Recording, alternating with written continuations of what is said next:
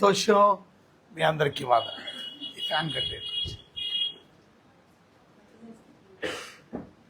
అందరు బాగున్నారా? సౌండ్ రాట్లా. Testing hall.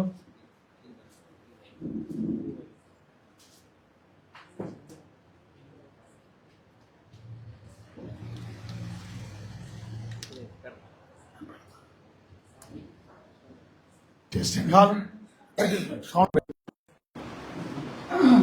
చాలా సంతోషం. మరి ఈరోజు మరి ఈ విధంగా ఈ మందిరంలో మనం అందరం చేరి, ఈ మందిరం బయట మీటింగ్ పెట్టారు కానీ మందిరం లోపల ఇదే మొదటిసారి నేను రావాలి. చాలా సంతోషం. మరి దేవుని దాసులు చక్కని బైబిల్ కాలేజీలో మా ఎన్సిపిఎస్ మంచిగా తర్పిదైన దైవజనుడు. అంత మాత్రమే కాదు, ఆయన కరోనా టైంలో ఎక్కువగా మాతో కలిసి శ్రమపడ్డారు.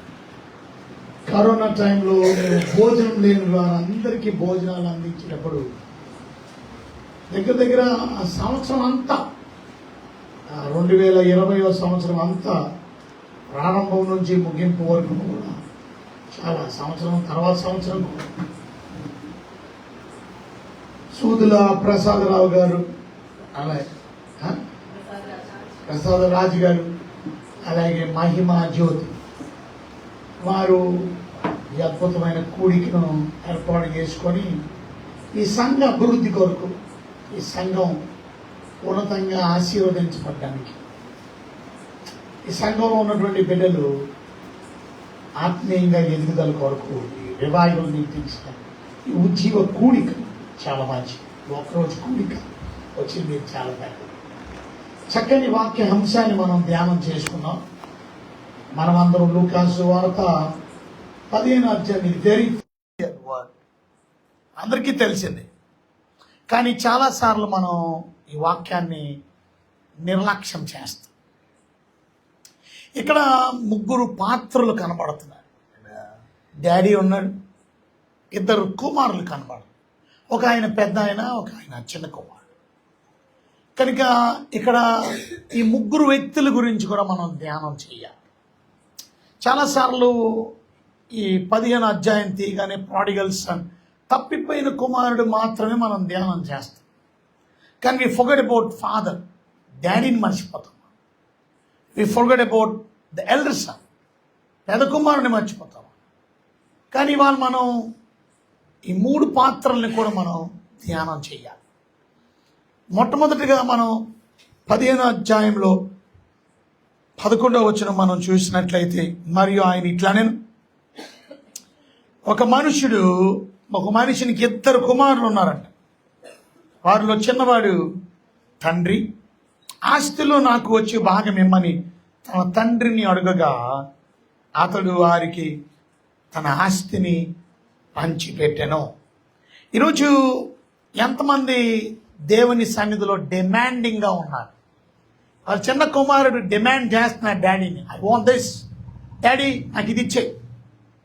సో ఎంతమంది మీరు దేవుణ్ణి డిమాండింగ్గా అడుగుతున్నారు? ప్రార్థన అంటే డిమాండింగ్ కాదు.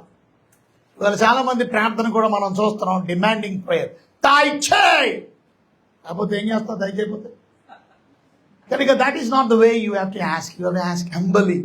ఎంతో చక్కగా దీనత్వం కలిగి, ప్రభువా మీ చిత్తం అయితే నాకు ఇది దయచేయమని అడగడం వేరు. కానీ దయచేయి ఏంటంత గంభీరంగా అడిగేస్తే దేవుడు ఇచ్చేస్తాడా? కానీ దేవుడు ఎంత జాలి కలిగిన, ప్రేమ కలిగిన దేవుడు అని అంటే, you have to understand who your God is, how powerful your God is. అందుకనే పౌలు గారు సంఘం గురించి ప్రార్థన చేస్తూ, చర్చ్ గురించి ఆయన చేసిన ప్రార్థన ఏంటంటే, చర్చి అభివృద్ధి కొరకు, చర్చి క్షేమం కొరకు, సంఘంలో ఉన్నటువంటి వారు ప్రత్యేకంగా కడుపు నొప్పి తాకడం గురించి, తలనొప్పి తాకడం గురించి, వారు ఉద్యోగాల కొరకు, వ్యాపారాల కొరకు, ఈ విషయాల గురించి ప్రార్థన చేసిన ఏ పత్రికలు కూడా మనకు కనబడదు. అంటే వాళ్ళకి సమస్యలు లేవా? ఉన్నాయి. వాళ్ళకి అవసరతలు లేవా? ఉన్నాయి. వాళ్ళకి జబ్బులు లేవా? ఉన్నాయి. కానీ వాటికన్నా ప్రాముఖ్యమైనది ఆత్మీయమైన విషయాల గురించి. ఇవాళ నేను అంటాను, ఇక్కడ కూర్చున్న మీరు, మీ ఆత్మీయమైన స్థితి ఎలా ఉంది? How is your spiritual? Me spiritual స్థితి దేవుడికి ఇష్టంగా, దేవుడికి అనుకూలంగా ఉందా? ఇవాళ మేము ఉదయకాలం వాక్యం ధ్యానం చేసాం. ఒక చిన్న వచ్చినాం, ఆ వచనం ఏంటంటే ఆయన ప్రేమించే వారికి, ఆయన సంకల్పం చొప్పున పిలువబడిన వారికి సమస్తము సమకూడి మేలు కొరికే అన్నీ జరుగుతాయంట. దేవుడు ఆ కీడుని కూడా మేలుగా మార్చేస్తాడు. అంటే మన జీవితంలో మేలు దేవుడు చేయాలంటే, మన జీవితంలో దేవుడు ఉపకారం మనం చేయాలనంటే మనం మొట్టమొదటిగా దేవుడిని ప్రేమించడం రావాలి. ఎంతమంది దేవుడిని ప్రేమిస్తారు? సెల్ఫిష్ పీపుల్గా we are demanding for our own needs. ఇక్కడ వాడి అవసరతల కొరకు తండ్రిని డిమాండ్ చేస్తున్నాడు. నాకు రావాల్సింది ఇచ్చి. ఎలా మాట్లాడుతున్నాడో చూడండి. చిన్నవాడు, తండ్రి ఆస్తిలో నాకు వచ్చి భాగమేమో, నాకు వచ్చి భాగమేమో. మాటలో చెప్పాలంటే అడిగే హక్కు ఇతనికి ఉందంటారా? ఆస్తిని పొందుకునే హక్కు ఇతనికి ఉందంటారా? ఏదో ఒకటి చెప్పండి మీరు, ఎస్ ఆర్ నో. ఉందా లేదా చెప్పాలి. నేను అంటాను, ఆస్తిని పొందుకునే హక్కు నాన్న బతుకుంటుండగా ఏ కొడుక్కి రాదు. నాన్న చచ్చిపోయిన తర్వాత వస్తుంది. మీరు అది హక్కు ఉంది, కానీ నాన్న ఆస్తి బతుకుంటుండగా అడగకూడదు. నాన్న ఆస్తి చచ్చిపోయిన తర్వాత బిడ్డలకే వస్తుంది, బిడ్డలు పంచుకుంటారు. కానీ బతుకుంటుండగా నాన్నని ఆస్తిని డిమాండ్ చేసేస్తాడు. చూడండి, ఇవాళ మన జీవితంలో ఆత్మీయమైన మేలుకి బదులుగా శారీరకమైన మేలు కొరకు ఎంతో తిప్పలు పడతాం. ఇవాళ ఎంతమంది నిజంగా ఆత్మీయమైన మేలు గురించి ఆసక్తి కలిగి ఉన్నారు? దేవుడిచ్చే ఆత్మ సంబంధమైన ఆశీర్వాదాల కొరకు. ఇవాళ దేవుడు మన కొరకు ఎన్నో ఆత్మ సంబంధమైన ఆశీర్వాదాలు బట్టి ఎప్పుడైనా దేవుడికి థ్యాంక్ యూ చెప్పావా? దేవుడికి వందనాలు చెప్పావా? మొన్న నేను, మా వాళ్ళు అన్నారు, అయ్యగారు రండి, మేము మీటింగ్ చేసి వచ్చాం. పెద్ద మీటింగ్ చేసాం, పాస్టర్లు అందరికీ మీటింగ్ చేసాం. చల్లపాలు చాలా అలిసిపోయాం. మేము ప్రయాణమే 2.5 గంటలు, 2.5 hours జర్నీ. 2.5 hours జర్నీ చేసి ఉదయం నుంచి వాక్యం చెప్తూనే ఉన్నా. మధ్యాహ్నం 2:30-3 గంటలకు వదిలే. దాని తర్వాత అందరికీ భోజనాలు. దాని తర్వాత మళ్ళీ ఇంకొక మీటింగ్ చేశాను. రేపు మనం బైబిల్ కాలేజ్ ఎలా స్టార్ట్ చేయాలా, స్టూడెంట్స్ లిస్ట్ అంతా రాసి వాళ్ళతో మాట్లాడి 4:30-5 అయిపోయింది. ఇక 5 గంటలకి తిరిగి ప్రయాణం చేసి మళ్ళా విజయవాడ వస్తున్నాం. ఇంకా 2.5 గంటలు. మళ్ళా ఎంత అలిసిపోయాను నేను. నిజమన్నారా మీరు? మా కుర్రోళ్ళు అన్నారు, బండిలో కూర్చుని వాళ్ళు, అయ్యగారండి చాలా రోజులు అయింది కదా, క్రికెట్ ఆడదాం అన్నారు. నేను ఇది అలిసిపోయాను. ఇది అమ్మగారికి తెలిసిందనుకోండి, ఆవిడ అసలు పంపించదు. కానీ అయినా ఓకే, నెట్ ప్రాక్టీస్ చేసిన నెట్లు ఉన్నాయి కదా, ఆ నెట్ కింద డబ్బు కట్టాలి, 2 గంటల కింద డబ్బు కట్టాలి. ఓకే సరే అయితే. లాస్ట్ మూమెంట్లో నేను అన్నాను, సరే అన్న. ఎంతకీ మేము వచ్చాం, ఒక్క నెట్ దొరకలే. అంటే ఒకటి అన్ని బుక్ అయిపోయి ఉన్నాయి, కానీ ఒకటి మాత్రం దొరికింది. అది ఎంత డబ్బులు అన్నారు, సరే అని అన్నాం. చాలా చక్కగా ఆడాం. దగ్గర దగ్గర ఒక 20-30 ప్లేయర్స్ వచ్చారు. మంచి గేము, చాలా ఆసక్తికరంగా కాంపిటీషన్తో కాంపిటేటివ్గా ఆడాం. నేను డబ్బంతా స్పాన్సర్ నేను. అరే నెట్ ఓరకనే రాదుగా. 11 అయిపోయింది. అరే ఎంతసేపు ఆడాం, 11 గంటలకి ఒట్టి చేతులతో భోజనం లేకుండా ఆకలితో పంపించడం మంచిది కాదని దేశప్రభు కనికరం పొందాడు ఆ మనుషులు చూసి. నేను ఈ ఆట ఆడినటువంటి వారందరినీ చూసి కనికరం కలిగి, రండి బిర్యానీ తిందాం. అందరూ మళ్ళీ బిర్యానీ తిని ఇంటికి వెళ్ళినప్పుడు. ఎందుకు ఈ విషయం నేను గుర్తు చేస్తున్నానంటే, ఆట అయిపోయిన తర్వాత ఇవాళ 2-3 రోజులు అయిపోయింది. ఇది ఎప్పుడో 20వ తారీఖు జరిగింది. అయ్యగారు భలేగా ఆడాం, చాలా బాగా జరిగింది, థ్యాంక్ యూ అని ఒకరైనా ఫోన్ చేస్తారేమో అనుకున్నాను. ఇంత డబ్బు పోయింది, నా టైం పోయింది.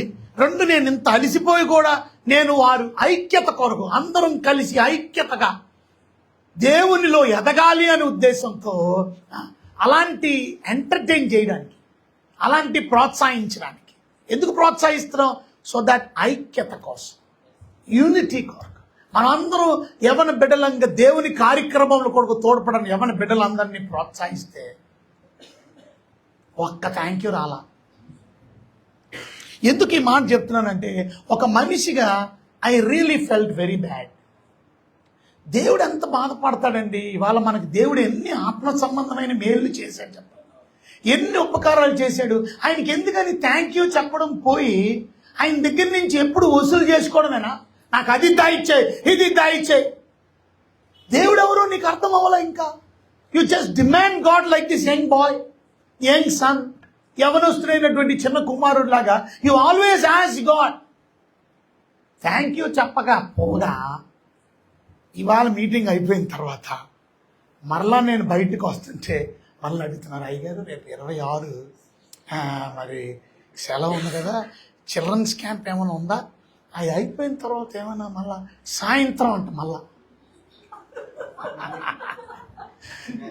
నేను అన్నాను సరేలే నేను మళ్ళా బయటపడిపోలేదు. నేను బాగా గమనించండి, ఎందుకు ఈ మాట చెప్తున్నానంటే దేవుడు మన యొక్క కృతజ్ఞతా స్తుతుల మీద ఆసీనుడై ఉన్నటువంటి దేవుడు. ఇవాళ మన కృతజ్ఞతా స్తుతుల మీద ఆసీనుడైనటువంటి దేవుడు, he wants us to give him thanks. That's called worship. ఇవాళ వర్షిప్ అంటే అదే అర్థం. వర్షిప్ అంటే గివింగ్ హిమ్ థ్యాంక్స్. ఇవాళ ఇది కూర్చొని పాటలు పాడడం అంటే హృదయపూర్వకంగా గివింగ్ హిమ్ థ్యాంక్స్. పాట ఆయనకి పాడుతున్నాం, మనం ఆయన్ని స్తుతిస్తున్నాం, ఆయన్ని గణపరుస్తున్నాం, దేవునికి స్తోత్రాలు అర్పిస్తున్నాం, దేవునికి స్తుతులు అర్పిస్తున్నాం. ఇవాళ చాలా మంది దేవునికి స్తోత్రం ఎందుకు చెప్తారో కూడా తెలియదు, ఎందుకు స్తుతులు చెప్తారో కూడా తెలియదు. సమ్ పీపుల్ వాళ్ళు ఏమంటారు, స్తోత్రం స్తోత్రం స్తోత్రం స్తోత్రం స్తోత్రం స్తోత్రం అని బాగానే అన్నావు, ఎందుకు స్తోత్రం స్తోత్రం అన్నావు?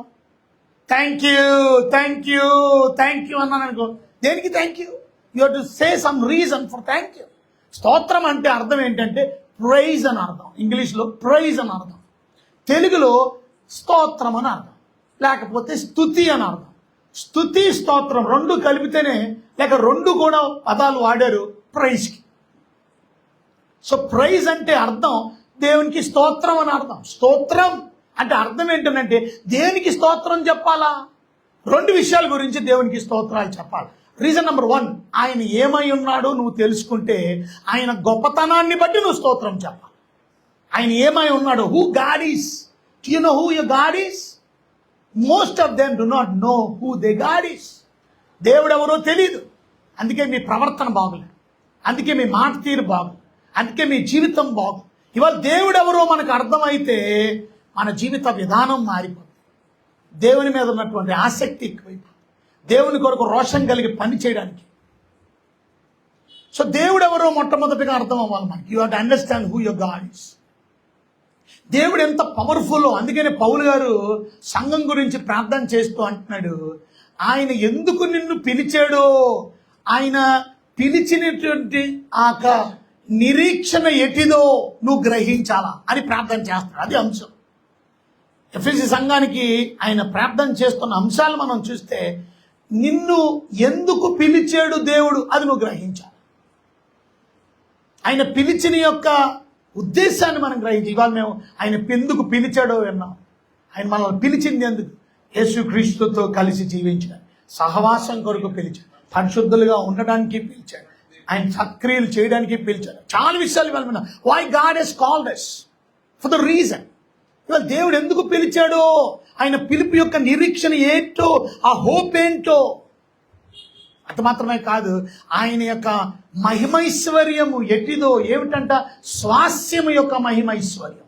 ఐశ్వర్యవంతుడైనటువంటి దేవుడు మన కొరకు గొప్ప ఐశ్వర్యాన్ని సిద్ధపరిచాడు. ఎంతమందికి అర్థం చేసుకున్నారు ఐశ్వర్యం? He got a lot of property. పరలోకం అంతమంది, అంత ఐశ్వర్యం, ఎంతమంది దాన్ని విలువ కట్టారు? అందుకని అది ఐశ్వర్యం అన్నారు. ఏ ఐశ్వర్యం అంటే మహిమైశ్వర్యం. ఏమిటా మహిమైశ్వర్యం? ఆయన స్వాస్యం యొక్క మహిమైశ్వర్యం ఎట్టిదో అది గ్రహించక మనం ఈ లోక సంబంధమైనటువంటి దాని కొరకు తెప్పలు పడుతున్నాం, ప్రయాసపడుతున్నాం, ప్రాకులాడుతున్నాం. ఇవన్నీ ఇస్తాడు దేవుడు. ఇది కాదు ముఖ్యం. మనం కావలసినటువంటి దాని కొరకు మనం ప్రయాసపడుతున్నావా? ఇంకా అన్నారు, ఆయన యొక్క మహత్యం ఎట్టిదో, ఆయన బలము, యేసు క్రీస్తునందు ఉపయోగించిన బలం ఏమిటో, ఆ బలము, ఆయన మహత్యం ఎట్టిదో. ఆయన మహత్యం అంటే ఆయన శక్తి, బలం అంటే ఆయన బలం, ఆయన strength and power. Do you know God strength? Do you know God's power? ఎంతమందికి తెలుసు ఆయన పవర్? ఎంతమందికి తెలుసు ఆయన స్ట్రెంగ్త్? అది తెలుసుకునే ప్రయత్నం చేయాలి. వాళ్ళ దేవుడు ఎవరో మనం అర్థం చేసుకోలేకపోతున్నాం. ఇక్కడ 2 కుమారులు ఉన్నారు, కానీ ఇద్దరికి వాళ్ళ తండ్రి ఎవరో అర్థం అవ్వను. వాళ్ళ తండ్రికి ఉన్నటువంటి ప్రేమ ఏంటో అర్థం అవ్వాల. వాళ్ళ తండ్రి ఎంత గొప్పవాడు, అంత ఆస్తిపరుడు, ఆయన ఎంత ప్రేమ కలిగిన వ్యక్తో. Both did not understand. ఇద్దరికీ అర్థం అవ్వాల. అందుకని ఇద్దరు కూడా ప్రవర్తించడంలో ఇద్దరు సరిగా ప్రవర్తించాల.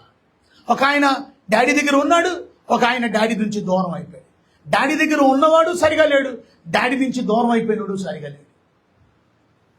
వాళ్ళు కొంతమంది దేవుడిని విడిచి వెళ్ళిపోతున్నారు లోకంలోకి, వాళ్ళు సరిగా లేరు. కొంతమంది దేవుడితో ఉన్నామని అంటున్నారు, మందిరానికి వస్తారు, వాక్యం వింటారు, ప్రార్థన చేస్తారు, కానీ వాళ్ళు సరిగా లేరు. పెద్ద కుమారులా. ఇవాళ ఏ కుమారుని బట్టి దేవుడు నీ తండ్రి సంతోషిస్తాడు చెప్పండి? Is God happy with you? Do you know the power of your God? ఆయన శక్తిని, ఆయన గొప్పతనాన్ని నువ్వు అర్థం చేసుకోగలిగావా?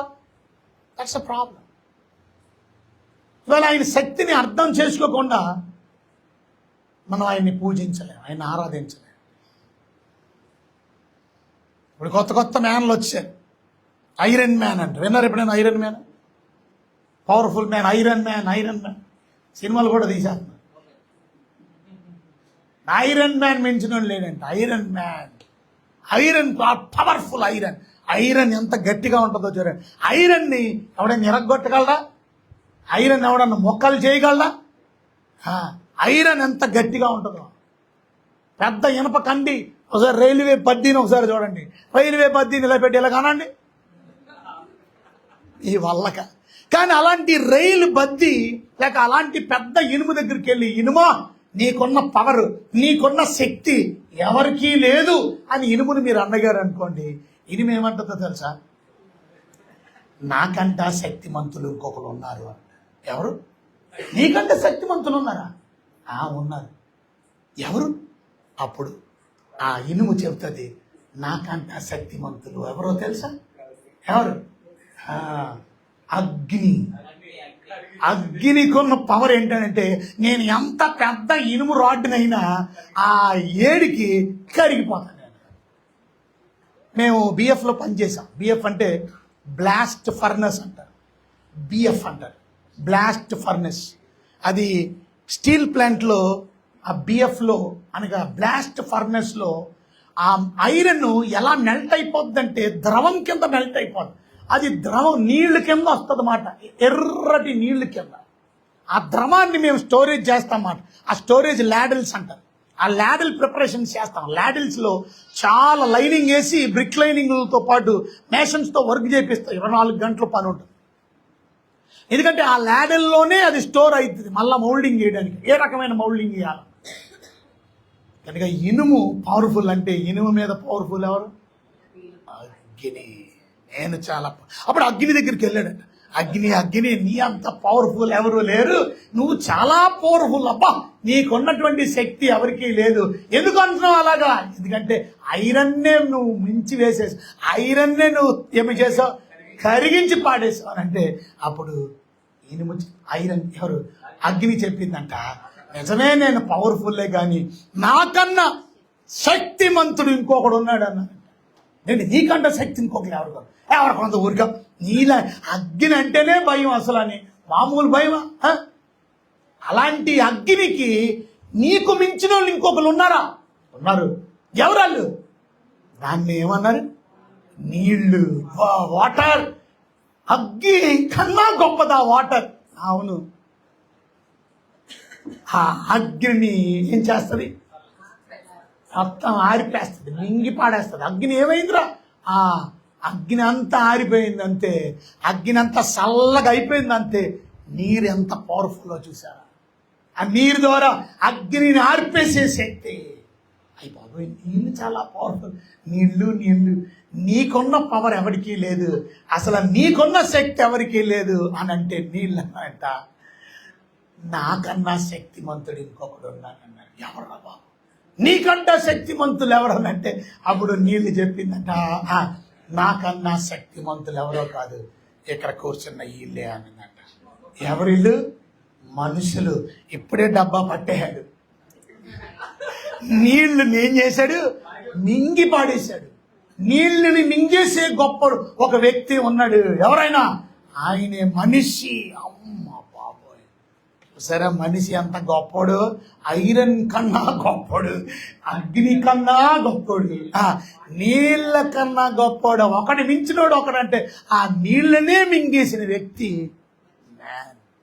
ఆ మ్యాన్ దగ్గరికి వచ్చి అడిగాడట, ఓ మనిషి, నీకున్న శక్తి ఎవరికి లేదు, నువ్వు మామూలు శక్తిమంతుడు కాదు, నువ్వు నీళ్ళనే మింగేసే వ్యక్తివట, నీళ్ళనే తాగేసే వ్యక్తివట, నీళ్ళు నీకు భయపడుతున్నాయి, నువ్వు మామూలు వ్యక్తి కాదంటే అప్పుడు మనిషి అన్నాడంట, నాకన్నా పవర్ఫుల్ ఇంకొకరు ఉన్నారు అన్నాడంట. నీకన్నా పవర్ఫుల్ ఇంకెవరు? అప్పుడు అన్నాడట, నన్ను మింగేసే మరణం ఉంది అన్నాడంట. నేను మింగేస్తుందా? నన్ను మింగేసే మరణం ఉంది, దానికి నేను భయపడదు. ఇంతకీ ఇప్పుడు పవర్ఫుల్ ఎవరు చెప్పండి? మరణం. చూసారా, మరణాన్ని మించింది ఎవరు కూడా లేరు. అప్పుడు మరణం దగ్గరికి వెళ్ళరు. ఓ మరణం, నిన్ను మించినోడు ఎవరు లేడు. You are the number 1, top number 1 powerful అంటే ఆ మరణం అనిందంట. నన్ను మింగేసిన ఒక ఆయన ఉన్నాడు, ఆయన పేరు యేసు ప్రభు. అంటే మీకు ఏమర్థమైంది ఇంతలో? మన దేవుడు పవర్ ఏంటో మీకు అర్థం చేసుకోండి. That is the power of God. అందుకనే ఆయన గురించి రాశారు, క్రీస్తునందు ఆయన ఉపయోగించిన బలం, ఆ వినియోగించిన బలం, ఆ బలాతీసం ఏమిటంటే క్రీస్తునందు వినియోగించిన బలం ఏమిటనంటే క్రీస్తు మరణించినప్పటికీ కూడా ఆ మరణం నుంచి తిరిగి లేపబడగలిగిన పునరుద్ధానపు శక్తి అన్ని శక్తుల కన్నా పవర్ఫుల్ శక్తి. నా ప్రశ్న, do you know the power of your God? మరి దేవుడి శక్తి నీకు తెలుసా? ఇవాళ దేవుని శక్తి చాలా మందికి అర్థం అవ్వక వారు సరైన భక్తులు లేరు. ఇవాళ అన్ని మొత్తం ఆటమిక్ బాంబుల కన్నా పవర్ఫుల్ బాంబు పునరుద్ధాన బాంబు. ఎందుకో తెలుసా? బాంబులు మనుషుల్ని చంపేయగలవేమో కానీ చచ్చిపోయిన మనిషిని తిరిగి లేపగలిగే పవరు పునరుద్ధానపు శక్తి. ఈరోజు we are in the last days. మనం లాస్ట్ డేస్లో ఉన్నాం. ఇప్పుడు మీరు చూసారా, రేపో మాపో యుద్ధం ఇరాన్. ఆల్రెడీ మొత్తం జట్లన్నీ వచ్చేసినాయి, మొత్తం విమానాలన్నీ రెడీగా ఉన్నాయి, మొత్తం యుద్ధ విమానాలు మాత్రమే కాదు, యుద్ధ నౌకలు వచ్చేసినాయి. పెద్ద నౌక అబ్రహాం లాంటి నౌక వాళ్ళు రిలీజ్ చేసి పంపించారు అమెరికా నుంచి. ఆ నౌకలో ఉన్నటువంటి యుద్ధ సామగ్రిని చూస్తే బెంబేలు ఎత్తిపోతాయి. ఒక పక్కన ఇజ్రాయెల్ సిద్ధంగా ఉంది. ఏ టైంలో స్ట్రైక్ అని చెప్తాడో తెలియదు. స్ట్రైక్ అనగానే ఇక దడ ఒకరోజు అయిపోద్ది అనుకుంటారా యుద్ధం? అవదు. మరి ఎన్ని రోజులు పడుతుంది? స్టార్ట్ అయితే కొన్ని సంవత్సరాల పాటు యుద్ధం జరుగుతుంది. పరిస్థితి ఎలాగుంటుందో మీకు తెలుసా? అది ఇవాళ మీరు ఏం అర్థం చేసుకుంటున్నారు? ఇవన్నిటిని బట్టి యేసయ్య రాకడ బహు సమీపంగా ఉంది. చిన్న కుమారుల్లా ప్రవర్తిస్తున్నావా? పెద్ద కుమారుల్లా ప్రవర్తిస్తున్నావా? నువ్వు ఏ కుమారుల్లాగా ఉన్నావు? డాడీని డిమాండ్ చేసి డాడీ దగ్గర ఉన్నాయన్నీ కావాలి నీకు, బట్ ఆత్మీయమైన దీవెన అక్కర్లా. డాడీతో ఉండాలని నీకు ఇష్టం లేదు, డాడీని విడిచిపెట్టి దూరం వెళ్ళిపోవాలని నీకు ఆసక్తి, నీ ఇష్టానుసారంగా బ్రతకాలని నీ జీవితం. ఇప్పుడు ఎంతమంది దేవుడికి ఇష్టంగా బ్రతకాలనే కోరిక కలిగి ఉన్నారు? చివరి రోజులు బైబిల్ చెప్తుంది, మీరు యుద్ధాల గురించి, యుద్ధ సమాచారాల గురించి వింటారు. ఇవన్నీ వేదనకి ప్రారంభం. ఆల్రెడీ వింటున్నాం మనం భయంకరమైనటువంటి యుద్ధాలు. అమెరికాతో సాధారణంగా ఎవరు పెట్టుకోరు, పెట్టుకుంటే జరిగే పరిణామం వాళ్ళకి తెలుసు. 1941లో జపాన్ పెట్టుకుంది. మేము వరల్డ్ పవర్ లాంటి వాళ్ళు ఏం చేస్తారు మీరని అమెరికాతో యుద్ధం చేసి, అమెరికా కూడా తిరిగి జపాన్తో యుద్ధం చేసి, ఆ యుద్ధం ఎన్ని సంవత్సరాలు జరిగిందో తెలుసా? 4 సంవత్సరాలు జరిగింది. చివరికి అమెరికా ఏం చేసిందో తెలుసా? 2 ఆటమిక్ బాంబులు వదిలేసింది. ఒకటి జపాన్లో, హిరోషిమా, నాగసాకి. ఈ రోజుకి కూడా అంగవైకల్యంతో పుడుతున్నారు. ఇప్పటికీ 80 సంవత్సరాలు దాటిపోయి బాంబులేసి. అంటే ఆ బాంబుల ప్రభావం ఎంత భయంకరమో చూసారా? వాడి దగ్గర ఉన్నటువంటి బాంబులు, మిసైలు అమెరికాలో వదిలితే, అమెరికాలో వదిలిన మిసైల్ భారతదేశానికి రావడానికి 28 నిమిషాలు పడుతుంది. అంటే భారతదేశం అమెరికాకి ఎన్ని మైళ్ళు ఎన్ని కిలోమీటర్లు తెలుసా? దగ్గర దగ్గర 13,000 కిలోమీటర్లు, 13,500 కిలోమీటర్లు. 13,500 కిలోమీటర్లు కూడా 30 నిమిషాలు 25 నిమిషాల్లో వచ్చి మనం ధ్వంసం మన ఢిల్లీని అటాక్ చేయవచ్చు, మన ముంబైని ఎలా అటాక్ చేయవచ్చు, కలకడాని అటాక్ చేయొచ్చు, హైదరాబాద్ని అటాక్ చేయవచ్చు. మొత్తం ధ్వంసం అయిపోతుంది, బిల్డింగ్ల దగ్గర నుంచి అన్ని కింద. అలాంటి బాంబులు ఉన్నాయి. దేశాలు దేశాలు సర్వనాశనం అయిపోయాయి, వినాశనం చేసే. ఇరాన్ మీద యుద్ధం మొదలెట్టాడా, ఇక ఇరాన్ సర్వనాశనం అయిపోతున్నమాట. ఇప్పటికే పెద్ద గరానాగా గొప్పగా చెప్పినటువంటి ఆ ప్రైమ్ మినిస్టర్ వెళ్ళి బంకర్లో దాక్కున్నాడు. ఆల్రెడీ యుద్ధం స్టార్ట్ అయిపోతుందని తెలిసిపోయి ఇప్పుడు వెళ్ళి బంకర్లో దాక్కున్నాడు. ఎక్కడో బంకర్లో ఆ బాంబులు ఎన్నేసినా హాని జరగనటువంటి ప్రొటెక్షన్ కలిగి అండర్ గ్రౌండ్ బంకర్, శుభ్రంగా మొత్తం మెటాలిక్ బంకర్ అంటారు. ఏ బాంబు అతని హాని చేయకూడలేని ప్రాంతానికి వెళ్ళిపోయాడు. వాళ్ళ కొడుకుకి రాజ్యాన్ని అప్పగించి, అమ్మో నేను ఇప్పుడు బయటికి వెళ్ళిపో, లోపలికి దాక్కో. ఇవాళ ఎంతమంది చచ్చిపోయి, కొన్ని వేల మంది ప్రొటెస్ట్ చేసిన వాళ్ళు చచ్చిపోయారు. ఏంటి, ప్లే కార్డులు పట్టుకొని ధర్నా చేసిన వాళ్ళు చచ్చిపోయారు. చంపేమని ఆర్డర్ ఇచ్చి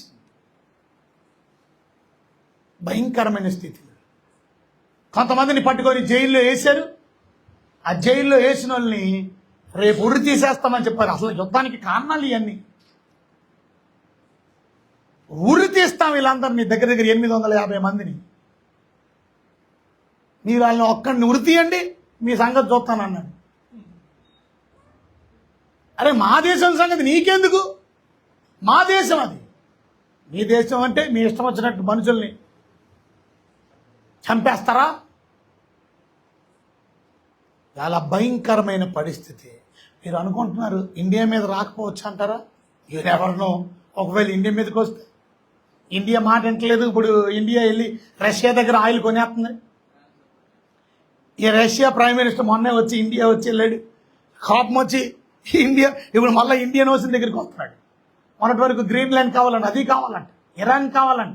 ఇండియన్ ఓషన్ దగ్గర ఉన్నటువంటి, ఇండియన్ ఓషన్ అంటే మన భూమి కింద, మనం కిందన ఉంది, మన కింద దగ్గరలోనే ఉంది. మనకి ఆంధ్రప్రదేశ్ ఎక్కడ ఉందో, ఇండియన్ ఓషన్ ఎక్కడ ఉందో తెలుసు, హిందూ మహాసముద్రం.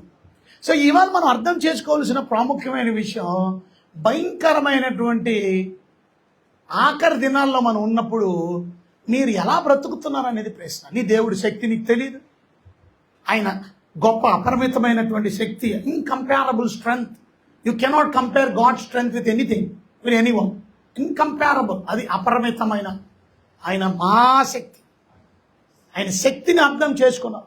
ఇలా అర్థం చేసుకుంటే డిమాండింగ్ చేస్తూ ఏమంటున్నాడో చూడండి. ఆ చిన్నవాడు తండ్రి ఆస్తిలో నాకు వచ్చి బాగా మిమ్మల్ని తండ్రిని అడగగా అతడు వారికి ఏం చేశాడు? ఆస్తిని పంచిపెట్టాడు. 13వ వచనం. కొన్ని దినములైన తర్వాత చిన్న కుమారుడు ఏం చేశాడు? సమస్తమును కూర్చుకొని దూరదేశం ప్రయాణమైపోయి అతడు తన ఆస్తిని దుర్వ్యాపారం వల్ల ఏం చేశాడు చెప్పండి?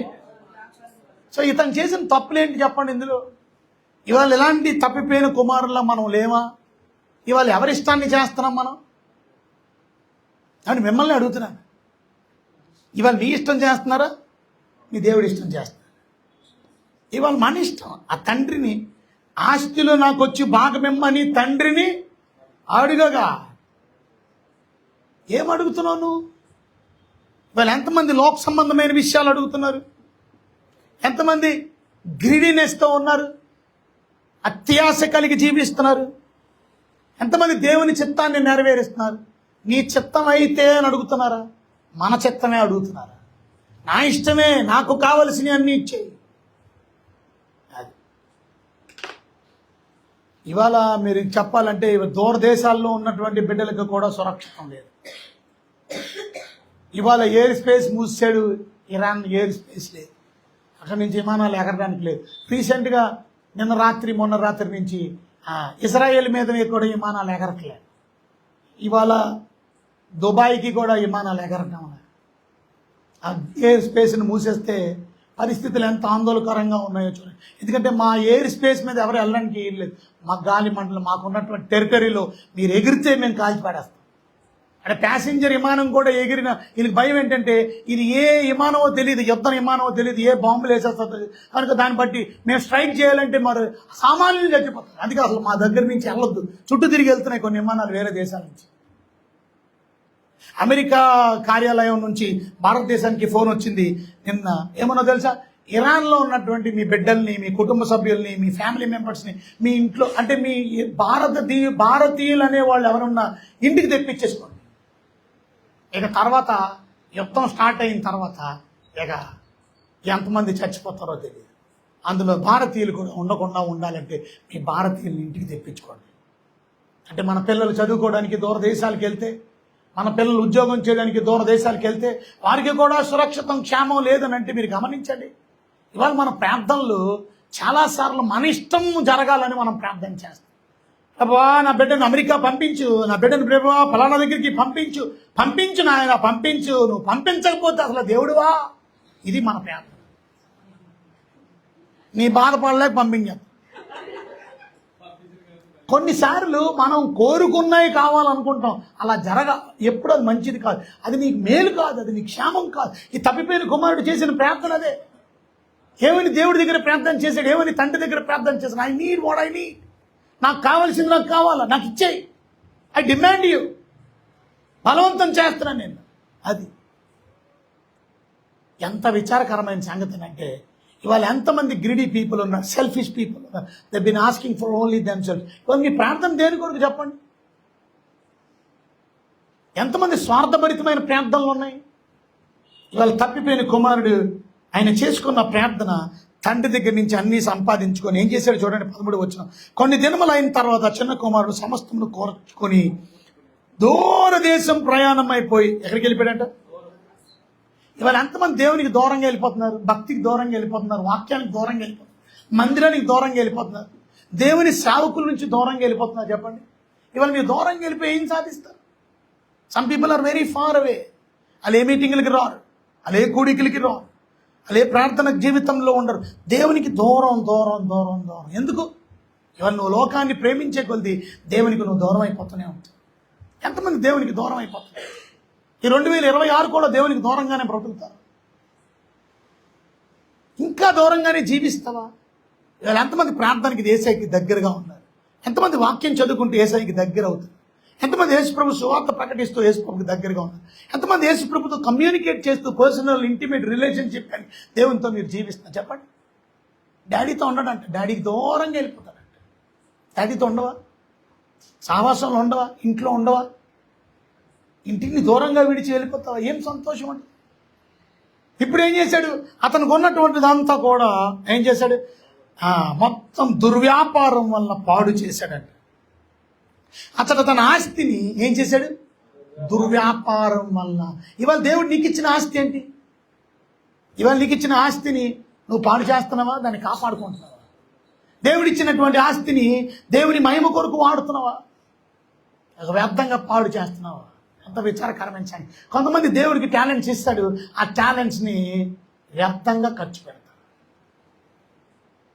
దేవుడు చక్కగా ఇలాంటి వాయిద్యం నేర్పిస్తే, గిటార్ నేర్పిస్తే, చక్కని మ్యూజిషియన్గా చేస్తే వాడు ఎలాగెళ్ళాడు తెలుసా?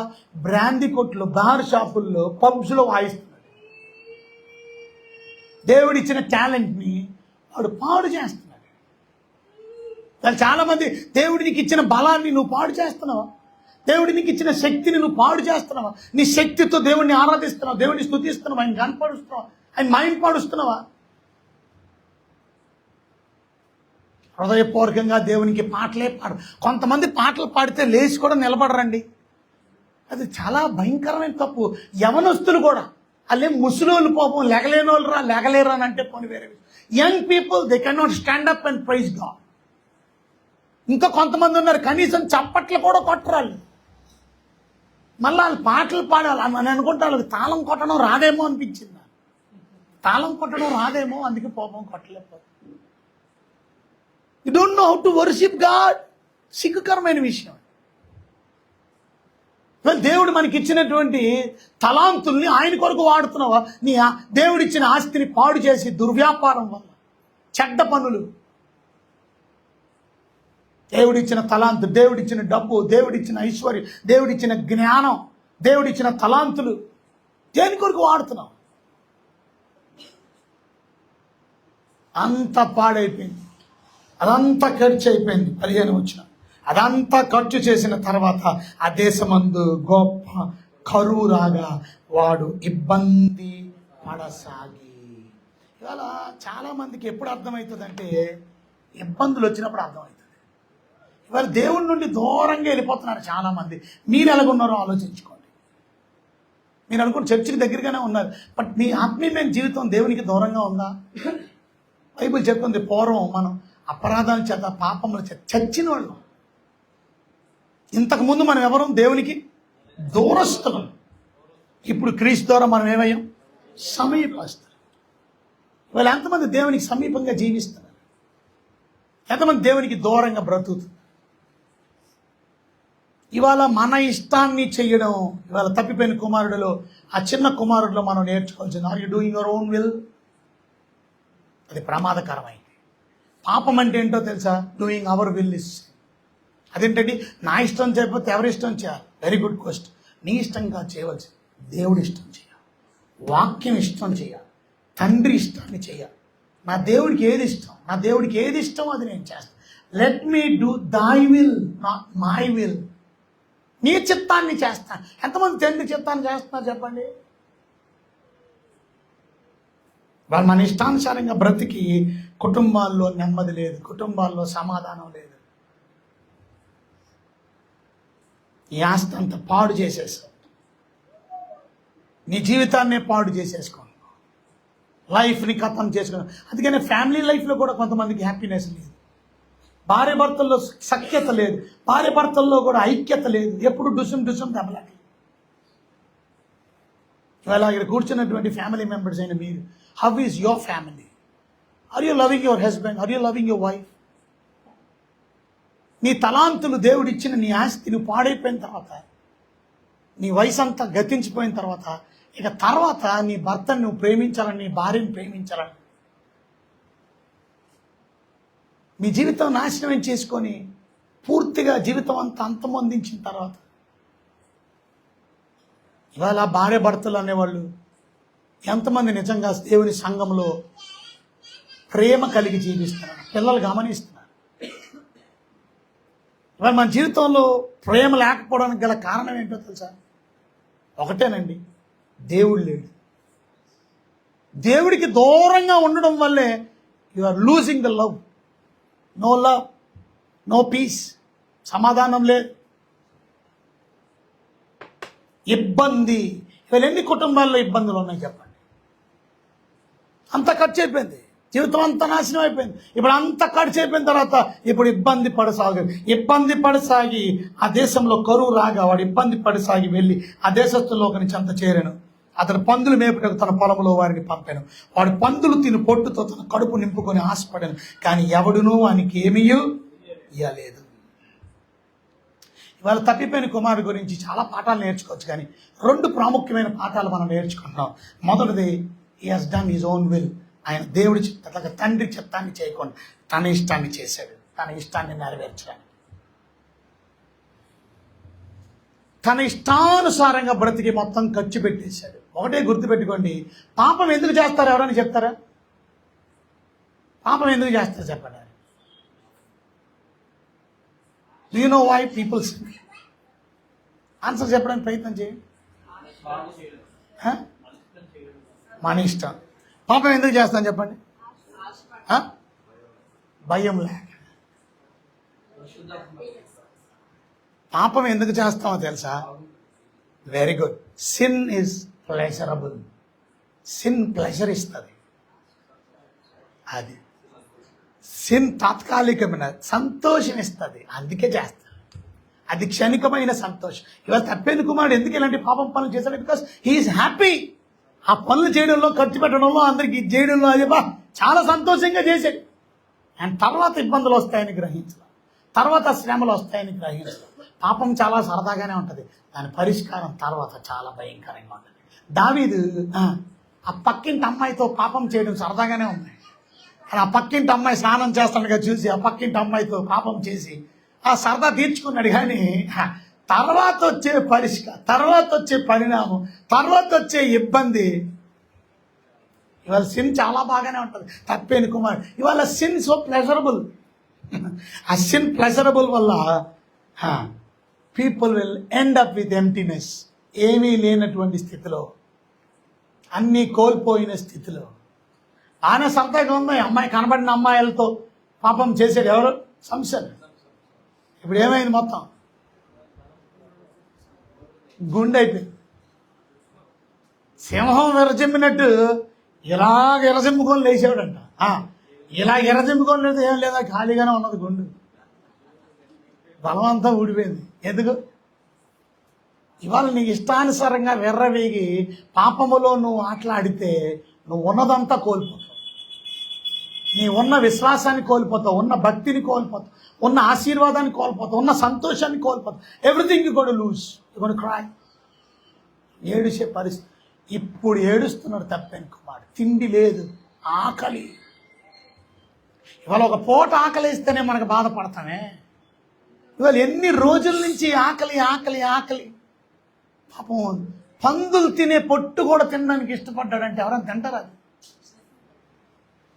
ఇవాళ ఆకలేసి కొన్ని దేశాల్లో, సొమాలియా లాంటి దేశాల్లోని మట్టి గెడ్డలు తినేస్తున్నారు. మట్టి గెడ్డలు ఉంటాయి కదా, ఆ మట్టి గెడ్డలు తింటున్నారు. కేక్ ముక్కల్లా ఏదో ఒకటి నవలాల, కడుపులోకి ఏదో ఒకటి వెళ్తే కొంచెం తృప్తి కలుగుతుందని. కొంతమంది రబ్బర్ సొప్పులు ఉంటాయి కదా, రబ్బర్ సొప్పులు పీక్కొని తింటున్నారు. ఆకలి ఆకలి. ఇవాళ ఈ బాధకి గల కారణం ఏంటి? ఇవాళ నీ దౌర్భాగ్యమైన స్థితికి గల కారణం ఏంటి? నీ ఆర్థిక పరిస్థితులు శిథిలమైపోతానికి గల కారణం ఏంటి? నీ ఇష్టానుసారంగా నువ్వు జీవించావు, నీ ఇష్టానుసారంగా నువ్వు ప్రవర్తించావు, దేవునికి వ్యతిరేకంగా జీవించావు, నీ సొంత ఇష్టాన్ని చేసావు, నీ సొంత చిత్తాన్ని నెరవేర్చావు. ఇక్కడ మనం చూస్తే 17 వచనం. ఇప్పుడు నిజమైన మారు మనసు అంటే అతనికి బుద్ధి వచ్చినప్పుడు, నా తండ్రి యొద్ద ఎంతో మంది కూలివాండ్రికి అన్నం సమృద్ధిగా ఉంది, నేనైతే ఇక్కడ ఆకలితో చచ్చిపోచున్నాను. ఇది బుద్ధి. ఇవాళ మనం అందరం తప్పులు చేస్తాం, కానీ ఎంతమందిలో మారు మనసు ఉంది? ఇవాళ ఈ కుర్రోడ్లో ఉన్న గొప్పతనం ఏంటంటే తప్పు చేశాడు కానీ మనసు మార్చుకున్నాడు. ఇవాళ నువ్వు ఏ కుమారుల్లోకి ఉన్నావు? మనసు మార్చుకుంటున్నావా? నీ బుద్ధి మార్చుకుంటున్నావా? ఆ true repentance, recognize his sin. అతను పాపం ఏంటో రికగ్నైజ్ చేస్తాడు and turn back to God. మళ్ళా తిరిగి తండ్రి దగ్గరికి వెళ్ళిపోవాలని నిర్ణయించుకున్నాడు. అది నిజమైన రిపెంటెన్స్. అంటే పాపాన్ని విడిచిపెట్టడం మాత్రమే కాదు, పాపాన్ని విడిచిపెట్టి ఎవరినైతే తండ్రిని విడిచిపెట్టాడో తిరిగి మళ్ళీ తండ్రిని కలుసుకోవడానికి వెళ్ళిపోవడం. అది నిజమైనటువంటి పశ్చాత్తాపం. ఏదైతే నువ్వు విడిచిపెట్టావో, ఏ దేవుడిని అయితే నువ్వు విడిచిపెట్టి లోకంలో కలిసిపోయి నిజంగా మారు మనసు పొందినటువంటి వ్యక్తులు ఆ పాపాన్ని విడిచిపెట్టి మళ్ళీ దేవుడి దగ్గరికి వచ్చేస్తున్నావా? అదే చేశాడు. నేను తండ్రి వద్దకు వెళ్ళి 18 వచ్చిన, తండ్రి, నేను పరలోకమునకు విరోధముగాను నీ ఎదుటను ఏం చేశాను? పాపం చేశాను. ఇక మీదట నీ కుమారుణ్ణి అనిపించుకోవడానికి నేను యోగ్యుడను. ఇవాళ నేను అడుగుతాను మిమ్మల్ని, ఎంతమంది ఇలాంటి నిజమైనటువంటి పశ్చాత్తాపం కలిగి జీవిస్తున్నారు? ఈ కొత్త సంవత్సరంలో మీరు పాపం చేయలేదని చెప్పకండి, నేను బాగా ఉన్నాను అని చెప్పకండి. మీ తప్పులేంటో ఒప్పుకోండి, దేవుడు మీకు కనికరాన్ని ఇస్తాడు. మీ చిత్తాన్ని చేయడం మానండి. సామెతల గ్రంథంలో మనం చూస్తే, సామెతల గ్రంథంలో 20వ అధ్యాయం 21వ వచనం మనం చూస్తే, సామెతల గ్రంథం 20వ అధ్యాయం 21వ వచనంలో చదవండి ఎవరైనా.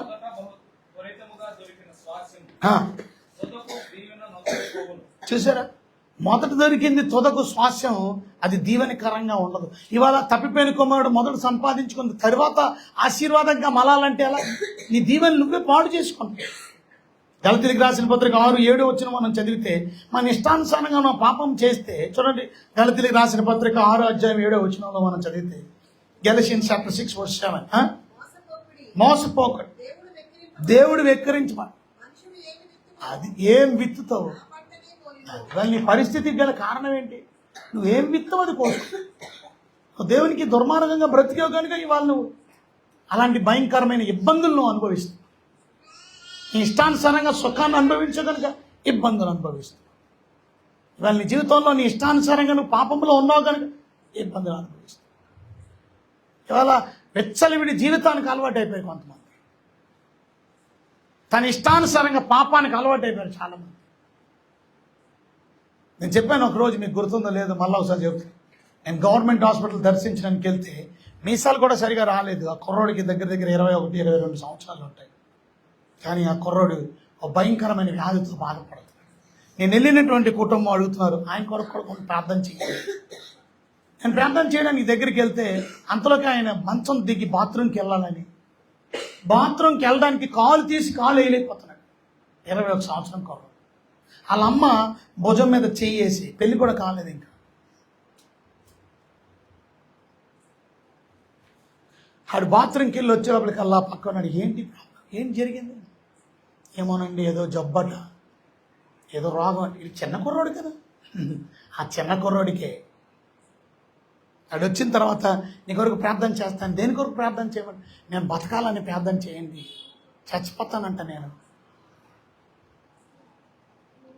నా చిన్న వయసులోనే పెళ్ళి కాకముందే వాడు అనేక మంది అమ్మాయిలతో పడుకున్నాడు. ఆడికి ఎయిడ్స్. ఇప్పుడు ఇవాళ ఎయిడ్స్ చెప్పి రాదు.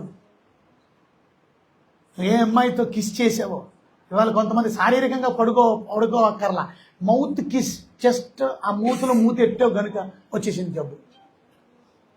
ఆ లాలాజలం అయిపోయింది, జీవితం కథం.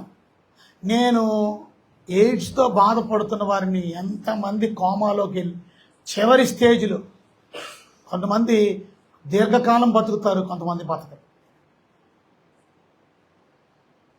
విరోచనాలు వచ్చినాయా, ఎన్ని బిల్లలేసినా తగ్గవు. ఎందుకో తెలుసా? వ్యాధి నిరోధక శక్తి పోద్ది. తద్వారా విరోచనాలు మంచి డీలా అయిపోతాడు.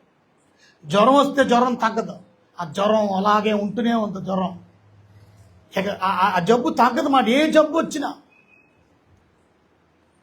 మనిషి 21 సంవత్సరం కుర్రోడు భుజం మీద చెయ్యేసి అమ్మ మీద ఈడ్చుకొని కాలు లాక్కొని వెళ్తాడంటే ఆ పరిస్థితికి దారుణం తీసేది ఏంటి? నీ ఇష్టం, స్వేచ్ఛ వచ్చింది, నా ఇష్టం.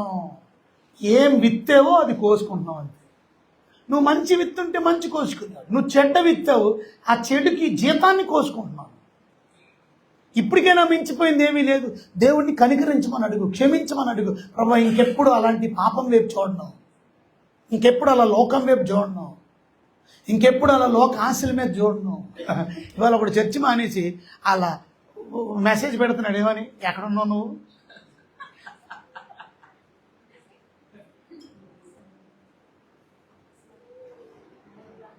ఒక అమ్మాయితో పోనేమన్నా డిగ్రీ స్టూడెంటా, స్కూల్ స్టూడెంట్,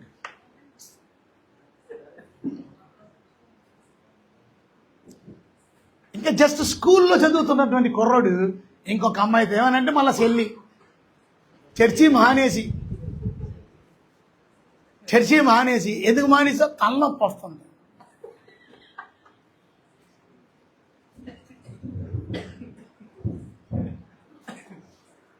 పరిస్థితులు ఎలాగున్నాయో చూసారా? మళ్ళా మాత్రం భక్తిగా నటన. అసలైన జీవితం మాత్రం ఎక్కడున్నావు? నీకెందుకు ఎక్కడ ఉంటావు? మళ్ళీ సినిమా పాట పెట్టి చింతలో ఉన్నాను, ఏదో సినిమా పాట, ఆ సినిమా పాట అది చింత, మనకు పాటలు రావు. ఆ చింత పాట ఎట్టి ఐ ఆమ్ ఫీలింగ్ బ్యాడ్, నేను చాలా మనోవేదనలో ఉన్నాను. అప్పుడు ఆ అమ్మాయి ఇంకో మంచి పాట, జిక్కడ అక్కడ జిగ్ అక్కడ ఏదో పాట పెట్టి, ఒకసారిగా ఉండు. ఏమి కమ్యూనికేషన్ నడిచిందిరా? ఇదా అవసరమా? గుడి మానేసి, చర్చి మానేసి, ఇవన్నీ అవసరమా? ఇది మన భక్తి. ఎక్కడ కలుసుకుందాం? ఎక్కడ కలుసు వస్తావా? నువ్వు వస్తావా? ఇంగ్లీష్ రాదు, తెలుగు రాదు, ఈ భాష మన అమ్మ అడుగుతుంది, ఎక్కడికి? కూరగాయల మార్కెట్కి. ఎందుకంటే ఇంక అక్కడికి వెళ్ళరు కదా. ఇది మీటింగ్ పాయింట్ ఏంటంటే కూరగాయల మార్కెట్. ఇవాళ ఎక్కడికి చెడిపోతుందో మన యవ్వన బృందం. చెడ్డ మాటలు, చెడ్డ చూపులు, చెడ్డ ఫ్రెండ్షిప్, లవ్లు, అఫేర్లు. 21 సంవత్సరాలు కుర్రాడు. అప్పుడే అడిగాను నేను, ఏంట్రా అంటే ఎంతమందితో ఏడుస్తూ ఉంటున్నాడు. చాలామంది అంట. అరే మరి నీకు భయం అనిపించలేదా? పొరదించుకోండి మాట్లాడలే. నేను బతకాలని మాత్రం పేదం చేయండి అంటే. ఇవాళ మనం చేయవలసిన అన్నీ చేసి ఏం విత్తుతాం అది కోస్తాం. ఇవాళ మీరు తప్పిపోయిన కుమారులకు ఉన్నారు, అన్ని తప్పులు ఇప్పటికైనా మించిపోయింది ఏమి లేదు. God is so gracious. Bible చెప్తుంది, నీ పాపాలు ఒప్పుకోండి. 1 యోహాను పత్రిక 1వ అధ్యాయం 9వ వచనంలో దేవుని వాక్యం ఏం సెలవిస్తుందో తెలుసా? 1 యోహాను పత్రిక 1వ అధ్యాయము. అమ్మా, మన పాపములు మనం ఏం చేయాలా? ఒప్పుకున్న ఎడల ఆయన నమ్మదగిన వాడు, నీతిమంతుడు కనుక సమస్త దుర్నీతి నుండి మన పనులను ఏమని చేస్తారంట? పవిత్రులుగా. ఒప్పుకోవడం. ఇవాళ ఎంతమంది మీరు ఒప్పుకోగలరు ధైర్యంగా? నేను నిజంగా పాపం చేశాను, తప్పు చేశాను, ఒప్పుకోగలరా? విడిచిపెట్టగలరా? విడిచిపెడితే నువ్వు కనికరం పొందుతావు, విడిచిపెడతా నువ్వు ఆశీర్వదించు, విడిచిపెడితే నువ్వు దీవించబడతావు. మన రీసెంట్గా మీరు చూసారా, ఏమంటారు దాన్ని, హైదరాబాద్లో సాఫ్ట్వేర్ ఇంజనీర్లు అందరికీ, సాఫ్ట్వేర్ ఉద్యోగం అందరికీ ఎయిడ్స్ అంట. ఏంట్రా అని అంటే దాని గురించి వివరంగా రాస్తే ఏం రాశారో తెలుసా? సాఫ్ట్వేర్ హెడ్ ఉన్నాడు కదా, హెడ్ వాళ్ళ భార్య వీళ్ళందరినీ అట్రాక్ట్ చేసిందంటే వర్కర్స్ అందరినీ. ఆ వర్కర్స్ అందరు అంటే వర్కర్స్ అంటే పనులు కాదు, వాళ్ళు సాఫ్ట్వేర్ ఇంజనీర్లు కానీ కొలీగ్స్, వాళ్ళ ఫ్రెండ్స్. అంటే ఆ ఉద్దేశం మంచిది కాదు. ఆమెకి ఎయిడ్స్ అని తెలిసింది, అందరికీ ఎక్కించేయాలనే ఉద్దేశంతో అందరితో పడుకుందాం. అరే ఓనర్ గారి భార్య లేకపోతే పెద్ద జమీందార్ గారి భార్య, ఆమెకి ఎందుకు అలాంటి జబ్బు ఉంటుంది, ఆమె మంచి ఆంటీ అనుకున్నారు. వెళ్ళిపోయారు అంతే, బతుకంతా నాశనం అయిపోయింది అంతే. ఇవాళ తప్పిపోయిన కుమారుడు నీ జీవితాన్ని నాశనం చేసుకుంటావు. ఇప్పటికే సగం జీవితం నాశనం అయింది. ఇప్పటికైనా పశ్చాత్తాపడు, నువ్వు రికగ్నైజ్ చేయి. బైబిల్ చెప్తుంది కీర్తన గ్రంథం 51వ అధ్యాయం 17వ వచనంలో, రికగ్నైజింగ్ యువర్ సిన్. నీ పాపాన్ని నువ్వు రికగ్నైజ్ చేయడం. కీర్తన గ్రంథం 51వ కీర్తన చూడండి 17వ వచనం మనం చూసినట్లయితే, కీర్తన 51:17 చూసారా? విరిగిన మనసే అది దేవునికి ఇష్టమైన. ఇవాళ ఎంతమంది నిజమైన విరిగిన మనసుతో, నీ మనసు విరిగిపోయి ప్రభువా నన్ను క్షమించు, నేను ఈ లోకంలో పాపములో, చెడుగులో, అపవిత్రతలో సరదాగా జీవిస్తున్నాను, ఐఎమ్ సో సారీ లార్డ్. ఇవాళ మనం అర్థం చేసుకుంది ఏంటంటే, టెంపరీ బ్లెస్సింగ్సే కావాలా మీకు, లేక పర్మనెంట్ బ్లెస్సింగ్స్ కావాలో మీరు అర్థం చేసుకోవాలి.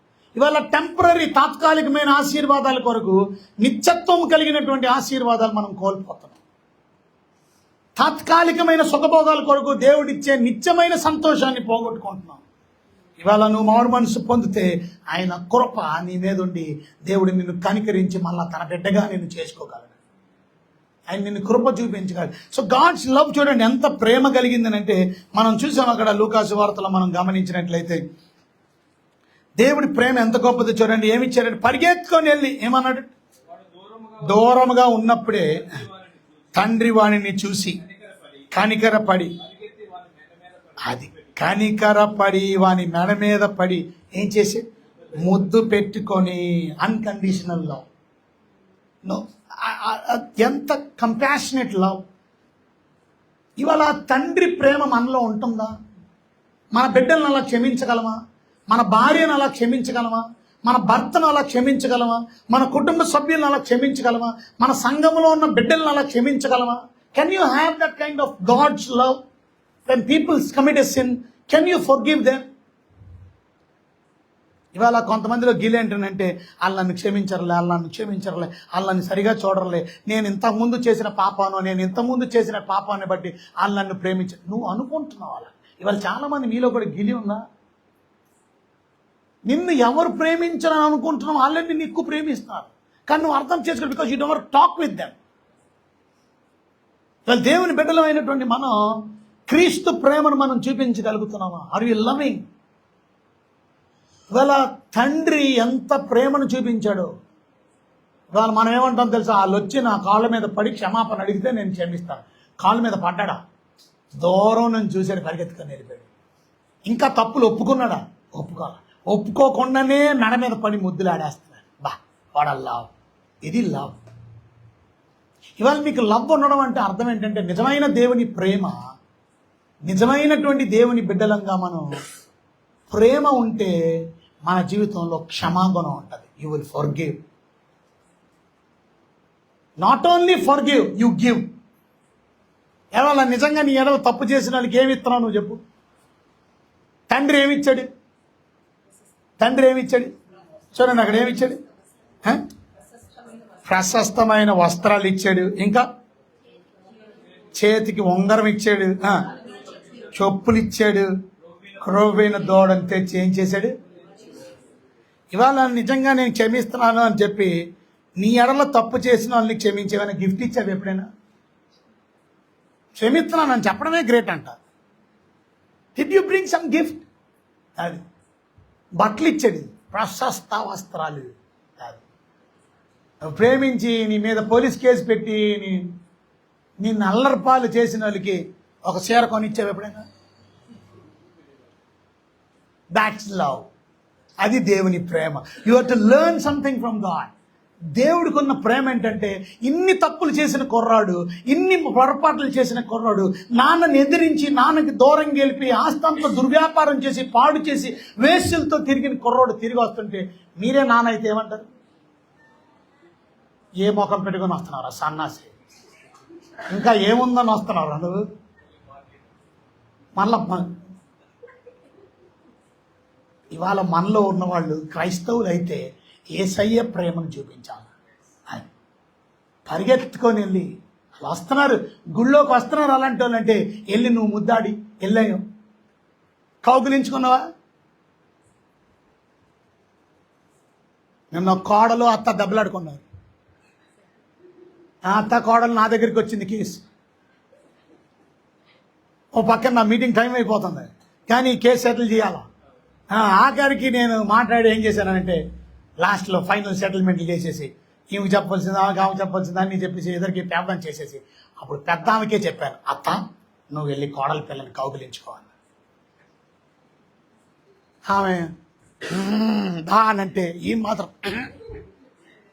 రాదట. ఆఖరి పాపం ఏదో తెప్పలు పడి కౌగిలించుకోండి. ఇవాళ తప్పు చేసిన వాళ్ళు కూడా ఇప్పుడు డాడీ వచ్చి కౌగిలించుకున్నట్టే ఆగు అని అన్నాడా? తప్పు చేసినాడు వాడు. నాన్న కౌగిలిస్తుంటే ఏం చేయాలా? ఇవాళ ఎంతమంది నిజంగా పశ్చాత్తాపంతో ఒకరికొకరు కౌగిలించుకొని ఒకరికొకరు ఏడ్చి ఒకరికొకరు పశ్చాత్తాపం. That's true love. ఇవాళ ట్రూ లవ్ లేదు. You are not forgiving one another. నువ్వు అలా చేసావు కానీ నేను క్షమించను. ఫర్ గివ్నెస్ లేనప్పుడు ఇంక బట్టలు ఏమి ఇస్తారు? ఇక బూట్లు ఏం కొంటారు? ఇదిగో నన్ను దయచేసి క్షమించు, ఇవాళ నీ కొరకు బిర్యానీ వండుతాను, మా ఇంటికి రా. ఎవరు వండారు? తప్పు చేసినాడు వండాడా? తప్పు చేయలేనాడు వండాడా? మీరే వండాలి. మరి తప్పు నేను చేయలేదు అన్నారు చూసారా, వాళ్ళకి మీరు బిర్యానీ పార్టీ ఇప్పించాలి. క్రొవ్విన దూడను వధించి అది మంచి మటన్ బిర్యానీ, చాక్లెటే మనం సేవించినడికి మటన్ బిర్యానీ సంగతి అది. This is the true love. Love means giving something. ప్రేమ ఉంటే కేవలం ఫర్గివ్నెస్, నేను క్షమిస్తున్నానని చెప్పడం మాత్రమే కాదు, ముద్దు పెట్టుకోవడమే కాదు, కౌగిలించుకోవడం మాత్రమే కాదు, give something. That's how you reconcile. ఆ విధంగా నువ్వు మరికి తిరిగి సమాధానపరచబడతావు. That's called reconciliation. తిరిగి సమాధానపరచబడడం. ఇవాళ మీరు అలా జీవిస్తున్నారా? ఇది తప్పిపోయిన కుమారుడి కథలో. అయితే నేను ముగించే ముందు పెద్దోడి గురించి కూడా 2 మాటలు చెప్పి నేను ముగించాను. ఈయనేమైనా మంచోడు అని అంటే ఈయన అంతకన్నా దద్దమ్మా. ఇంకా పెద్దోడు చిన్నోడి మీద పెద్దోడే బెటర్ అని అనుకుంటే, నిజం చెప్పాలంటే పెద్దోడి మీద చిన్నోడే బెటర్. మనం పెద్దోడు బెటర్ అనుకుంటాం, పెద్దోడు అసలు నాట్ ఎట్ ఆల్ బెటర్. ఇవాళ పెద్దోడిని పక్కన లైన్లో తీసేస్తాం, పెద్దోడు చాలా మంచోడు, ఈడే దరిద్రుడు. చిన్నోడి మీద దరిద్రుడు పెద్దోడు. మీకు తెలుసా? వాళ్ళు ఎవరో తెలుసా? మీరే. ఎవరు మీరే అంటే దేవునికి దగ్గరగా ఉంటారు, మందిరానికి దగ్గరగా ఉంటారు, వాక్యానికి దగ్గరగా ఉంటారు, పాస్టర్కి దగ్గరగా ఉంటారు, అన్నీ దగ్గరగానే ఉంటారు. ఇక్కడే కూర్చుంటారు, ఇక్కడే ప్రార్థన చేస్తారు, ఇక్కడే వాక్యం అంటారు. అన్నీ బాగానే ఉంది. వాళ్ళ పరిస్థితి ఏంటో చూద్దాం. ఒకసారి చదవండి, వాళ్ళ సంగతి ఏంటో చూద్దాం. ఇది పెద్దోడు చూడండి, 22వ వచనం. అయితే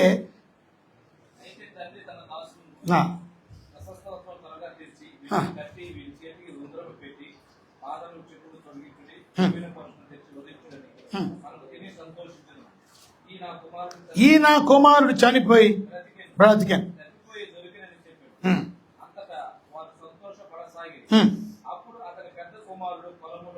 చూసారా, పొలములో ఉండెను. పొలము నుండి వచ్చి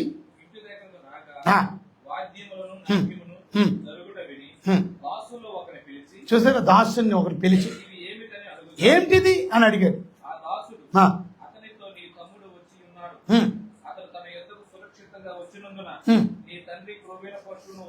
క్రొవ్వైన పశువును వధించాను. చూసారా, కోపపడి లోపలికి వెళ్ళనొల్లకపోయాను. వీళ్ళు ఎంతమంది కోపం పడి జలసి కలిగి ఉన్నారు చెప్పండి. చిన్నోడు వచ్చినందుకు అసూయతో రగిలిపోతున్నాడు.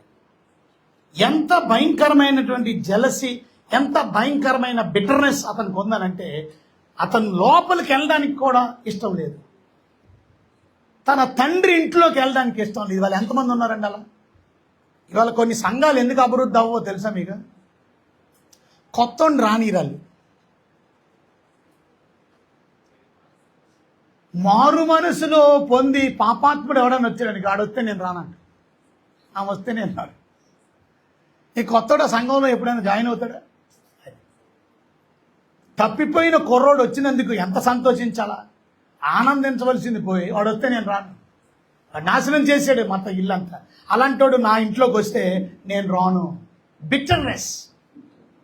ఎంతమందిలో బిట్టర్నెస్ ఉంది, ఎంతమందిలో జెలసీ ఉంది. And this is wrong.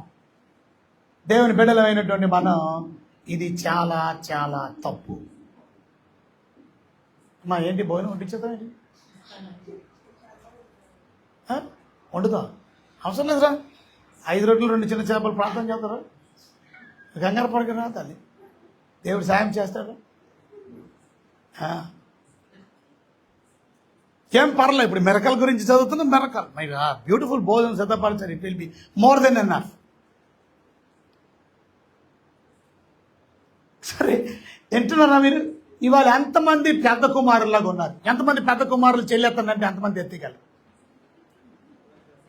ఇప్పుడు నేను పెద్ద కుమారుడు దరిద్రుడు కాదు అని చెప్పకపోతే మీరు అందరూ ఎత్తేవాళ్ళు. ముందు చెప్పేసాను నేను, కంగారు పడి. నేను కంగారు ఎక్కువ కదా నాకు. నేను చెప్పకపోతే పెద్ద కుమారులాగా ఉంటామని అందరూ చేతులు ఎత్తేవాళ్ళు. అప్పుడు మీరందరూ దొరికిపోయేవాళ్ళు. కానీ పెద్ద కుమారుడు మంచోడు మంచోడు మంచోడు అన్నాడు. ఈ కోపం ఎందుకండి? ఎవరి మీద నీ కోపం? ఎవరి మీద కోపం పడుతున్నాడు? దేవుడి మీద కోపం పడేది, నాన్న మీద కోపం పడేది, తన కుటుంబం మీద కోపం పడేది. నేను రాను లోపలికి. ఎంత లోపల సరదా జరుగుతుంటే, బ్యాండ్ భజంత్రీలతో ఆనందం జరుగుతుంటే, మంచి డిలీషియస్ బిర్యానీ వాసన వచ్చి మంచి వంటలు వండుతుంటే లోపలికి వెళ్ళడంట, గుళ్ళోకి వెళ్ళడంట, ఇంట్లోకి వెళ్ళడంట, తండ్రితోనే ఉంటున్నాడు. జలసి. కొంతమంది ఇక్కడ కూర్చున్న వాళ్ళు ఉన్నారు, ఒకడు బాగుపడితే ఓర్చుకోలేని వాళ్ళు ఎంతమంది ఉన్నారు చెప్పండి మీరు? ఒకడు పైకి వస్తే ఓర్చుకోలేని వాళ్ళు ఎంతమంది ఉన్నారు? వాళ్ళే పెద్ద కుమారులు. పైకి వస్తే ఓర్చుకోలేరు, సహించలేరు, తట్టుకోలేరు. ఉదయకాలం ఒక ఉపమానం చెప్పాను నేను. ఒక తండ్రికి, ఒక డాడీ, ఒక భర్తకి, ఒక ఆయనకి 2 భార్యలు ఉన్నారు. ఆ 2 భార్యలు చాలా ప్రేమగా భార్యలు ఇద్దరిని చూస్తున్నాడు. ఇద్దరికి ఇద్దరు పిల్లలు ఉన్నారంట. వాళ్ళు ఎదుగుతున్నారు బాగానే. దాని తర్వాత ఏమైందనంటే కొంత వయసు వచ్చే లోపలికల్లా 15 సంవత్సరాలు 10 సంవత్సరాలు 15 సంవత్సరాలు వయసు వచ్చే లోపలికల్లా ఒక ఆవిడ చచ్చిపోయింది. అప్పుడు ఈ పిల్లోడిని కూడా ఇక తన బిడ్డగా చేసుకోవాలి అసలు.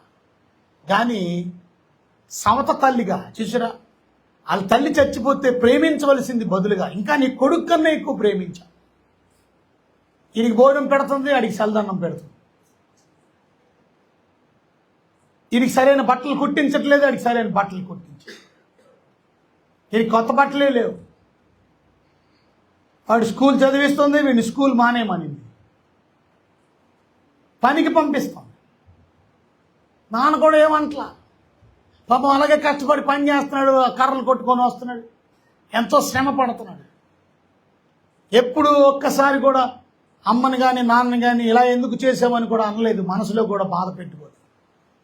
నన్ను స్కూల్ ఎందుకు మానిపించామని కూడా అడగల. నాకు భోజనం సరిగా ఎందుకు పెట్టట్లేదని అడగల. నాకు సరైన బట్టలు ఎందుకు కొనట్లేదని కూడా అడగల. ఎంత మంచి కుర్రోడు అండి. ఒకరోజు అతను పని చేసుకుంటూ కష్టపడి అతను ఒక హోటల్లో భోజనం చేస్తాడు. అదే హోటల్లో, అదే చిన్న కాకా హోటల్లో ఒక జమీందారు వచ్చాడు. ఆ దారిలో వెళ్తూ ఆ జమీందారికి మనసు కలిగిందంటే ఏంటనంటే, ఈ ఊరు నుంచి ఒక యవనస్తుడిని నేను తీసుకెళ్ళాలా. ఆడు చదువుకున్నాడు కాదు కావాల్సింది, నాకు బాగా కష్టపడే కష్టజీవి నాకు కావాలి అని ఎతుకుతుంటే అక్కడ ఆ కష్టజీవి కర్రలు మోపు అక్కడ పెట్టి అక్కడ కాళ్ళు కడుక్కొని భోజనం చేయడం చూస్తున్నాడు. అతని దగ్గరికి వెళ్ళి అతని టేబుల్ దగ్గర అన్నాడట, నువ్వు ఈ ఊర్లోనే ఉంటావు? అవునండి. నీకు అమ్మ ఉందా? నాకు అమ్మ లేదు, అమ్మ చచ్చిపోయింది. నాన్న ఉన్నాడా? నా దగ్గరికి వస్తావా? పట్టణానికి తీసుకెళ్తాను నేను. పట్టణంలో నీకు మంచి ఉద్యోగం ఇప్పిస్తాను. నాకు పెద్ద ఫర్మ్ ఉంది, పెద్ద ఫ్యాక్టరీ ఉంది. నాకు కావలసిన వ్యక్తి ఎవరనంటే కష్టపడే నిజాయితీ పరుడు కావాలి నాకు. అతని కొరకు నేను వెతుకుతున్నాను. నేను వెతుకుతూ దారిలో ఇక్కడ ఆగాను. ఎందుకో నాకు నీ మీద మనసు కలిగింది. వస్తావా? ఆ నాన్న అడుగుతానండి. వెళ్ళి అడిగాడు. ఆ నాన్న అమ్మ అన్నారట. వాళ్ళ అమ్మ అనిందట, ఎల్రా బాబు, నీ అన్నమేనా మిగులుతుంది, వెళ్ళిపో. ఆ కుర్రాడిని పంపించేశారు. ఆ కుర్రాడు వెళ్ళిపోయాడు. దగ్గర 5 సంవత్సరాలు ఉన్నాడు. ఎవరి దగ్గర? జమీందారు దగ్గర. ఈ జమీందారి అతని ఆస్తి కూడా ఇతనికి రాసి ఇచ్చాడట అతను చనిపోయే ముందు. ఎందుకంటే ఇతని నమ్మకత్వాన్ని చూసి. ఇప్పుడు ఫ్యాక్టరీకి ఓనర్ అవడంటే ఈ కుర్రోడు ఇప్పుడు ఇంత పెద్దోడు అయిపోయిన తర్వాత ఆ పెద్ద కారు వేసుకొని ఆ ఊరు వచ్చాడంట వాళ్ళ ఇంటికి. ఈ పెద్ద కారు ఎప్పుడూ ఆ ఊరికి రాలా. ఆ కారు ఆ ఊరిలో చూసి ఊరందరూ గ్యాదర్ అయిపోయారు. ఇంతకి దిగితే ఎవడు ఈ కుర్రోడిని గుర్తుపట్టట్లా. వెళ్ళి వాళ్ళ నాన్న కాళ్ళు నమస్కారం చేస్తాడంట. నానా అనగానే, బాబు ఏంట్రా ఇంత పెద్దోడు, ఏమిట్రా ఈ కోట్లేంటి, బండి ఏంటి, ఈ కారు ఏంటి? నానా ఆ రోజు నేను వెళ్ళాను కదా, కష్టపడి పని చేశాను, కానీ ఆ ఓనర్ గారు నన్ను సొంత కొడుకుగా చూసుకున్నాడు. తర్వాత ఆయన చనిపోయే ముందు ఆయన ఆస్తి కూడా నా పేరును రాసేశాడు. ఇవాళ ఆ ఫ్యాక్టరీకి నేనే ఓనర్ని. నానా అమ్మ మీరు బాధపడకండి, మీకోసం మంచి ఇల్లు నేను కట్టిస్తా, మంచి బంగ్లా కట్టిస్తా, అమ్మ కోసం, నీ కోసం, అలాగే అన్నయ్య కోసం, తమ్ముడు కోసం, ఇంకొకడు ఉన్నాడుగా అది అన్నయ్య తమ్ముడు, వాడి కోసం. ఎంత మంచి కుర్రాడు.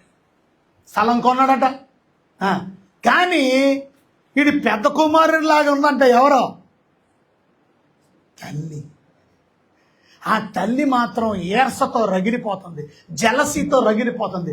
నా కొడుకేమో ఇంకా చదువుకుంటున్నాడు, వీడికి ఉద్యోగం ఇంకా రాలా, వీడు ఆల్రెడీ పెద్ద ఉద్యోగం చేస్తూ ఫ్యాక్టరీకే ఓనర్ అయిపోయాడు. తట్టుకోలేకపోతుంది. జలసి, దాన్నే జలసి అంటారు. ఇవాళ ఒకడు బాగుపడితే ఓర్చుకోలేకుండా నీ మనసు ఉందనంటే సంథింగ్ రాంగ్.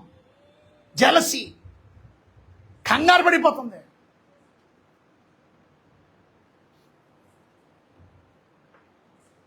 ఒకరోజు ఏమైందనంటే ఈ కుర్రోడు ఇల్లు కట్టిస్తున్నాడు. చాలా పెద్ద ఇల్లు కట్టించడానికి మంచి స్థలం అన్ని చేశాడు. ఇల్లు కట్టిస్తుండగా ఒక ఆయనకి దెబ్బ తగిలింది, అనారోగ్యం అయిపోయింది. అతన్ని హాస్పిటల్ తీసుకెళ్ళి, ఇంటికి రావాల్సిన వ్యక్తి హాస్పిటల్కి తీసుకెళ్ళాడు. కాలేజీ నుంచి వచ్చినటువంటి కుర్రోడు ఆకలేస్తుంది నాకు అని చెప్పి ఆకలేస్తుంది అని చెప్పి ఇల్లంతా ఎతికాడు. అమ్మలేదు, నాన్న లేడు, ఇల్లంతా ఎతికాడు కానీ ఎక్కడ భోజనం లేదు. ఈడి గది ఉంది, ఈ ఫ్యాక్టరీ ఓనర్ అయినటువంటి తమ్ముడి గది ఉంది. వాళ్ళ గదిలోకి వెళ్ళి చూస్తే వేడి వేడి భోజనం పెట్టి ఉంది, దాని మీద మూత వేసి ఉంది. ఆ మూత తీసాడు, చూశాడు, మా వాడు ఇంకా రాలేదు కదా, ఆ టైం కల్లా మళ్ళీ మా అమ్మ వండుతుందిలే, గబగబా భోజనం చేసాడు. అది భోజనం చేస్తున్న ఆఖరి ముద్ద తింటుండగా అమ్మ వచ్చింది. రే నువ్వెందుకు తింటున్నావురా, అక్కడ ఆ గదిలోకి ఎందుకు వెళ్ళావురా, ఏమైందమ్మా, రే తాపరా. అంతలోకే అతని నోట్లో నుంచి సొంగ కారుతుంది, అతని నోట్లో నొరగా వచ్చేస్తుంది. ఏం జరిగిందో తెలుసు. ఎంత దుర్మార్గురాలంటే ఆ తల్లి తన కొరకు ఇల్లు కడుతున్నటువంటి కుమారుణ్ణి కూడా చంపాలని ఉద్దేశంతో ఆ రోజు చేసిందేంటో తెలుసా, అన్నం వండి కూర వండి అందులో విషం కలిపి ఆ విష పదార్థమైన భోజనం ఆ కుర్రోడి ఇంట్లో పెట్టి వాడు భోజనం చేసి చచ్చిపోతాడు, పీడా విరగడైపోతాయి. నా కొడుకు నేను పెద్దోడు నవ్వాలి కానీ ఈడేంటి, ఈడిచ్చేది మనం తినడం ఏంటి, ఈడిచ్చే ఇల్లు మనం ఉండడం ఏంటి. కానీ ఆమె అనుకోలేదు, తన ఓన్లీ వన్ సన్, తనకున్న ఏకైక కుమారుడు ఆ భోజనాన్ని తినేసి ఆడు చచ్చిపోతాడని కల్లో కూడా ఊహించలేదు.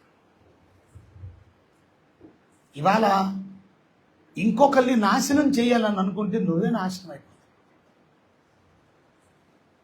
దేవుని బిడ్డలైనటువంటి మనం తప్పిపోయిన కుమారుడిలాగా ఉన్నావా? పశ్చాత్తాపడి ఎన్ని సంవత్సరాలైనా నీలో పశ్చాత్తాపం రావట్లా, ఇంకా నీలో కుళ్ళి పోలా, ఇంకా నీలో ద్వేషం పోలా, ఇంకా నీలో అసూయ పోలా, ఇంకా నీలో గర్వం పోలా. దేవుడి దగ్గరే ఉంటున్నావు, భక్తిలోనే ఉంటున్నావు, మందిరంలోనే ఉంటున్నావు. నిజం చెప్తున్నాను, నీ ఆత్మీయత అభివృద్ధి అవ్వదు, నీవు దేవుళ్ళలో ఎదగలేవు. అది జలసి. ఇవాళ మన జీవితంలో పెద్ద కుమారుడిలాగా జలసి ఉన్నదేమో. యాకోబు పత్రికలో 3:16 మనం చదువుతాం. యాకోబు పత్రిక 3:16 ఏమని?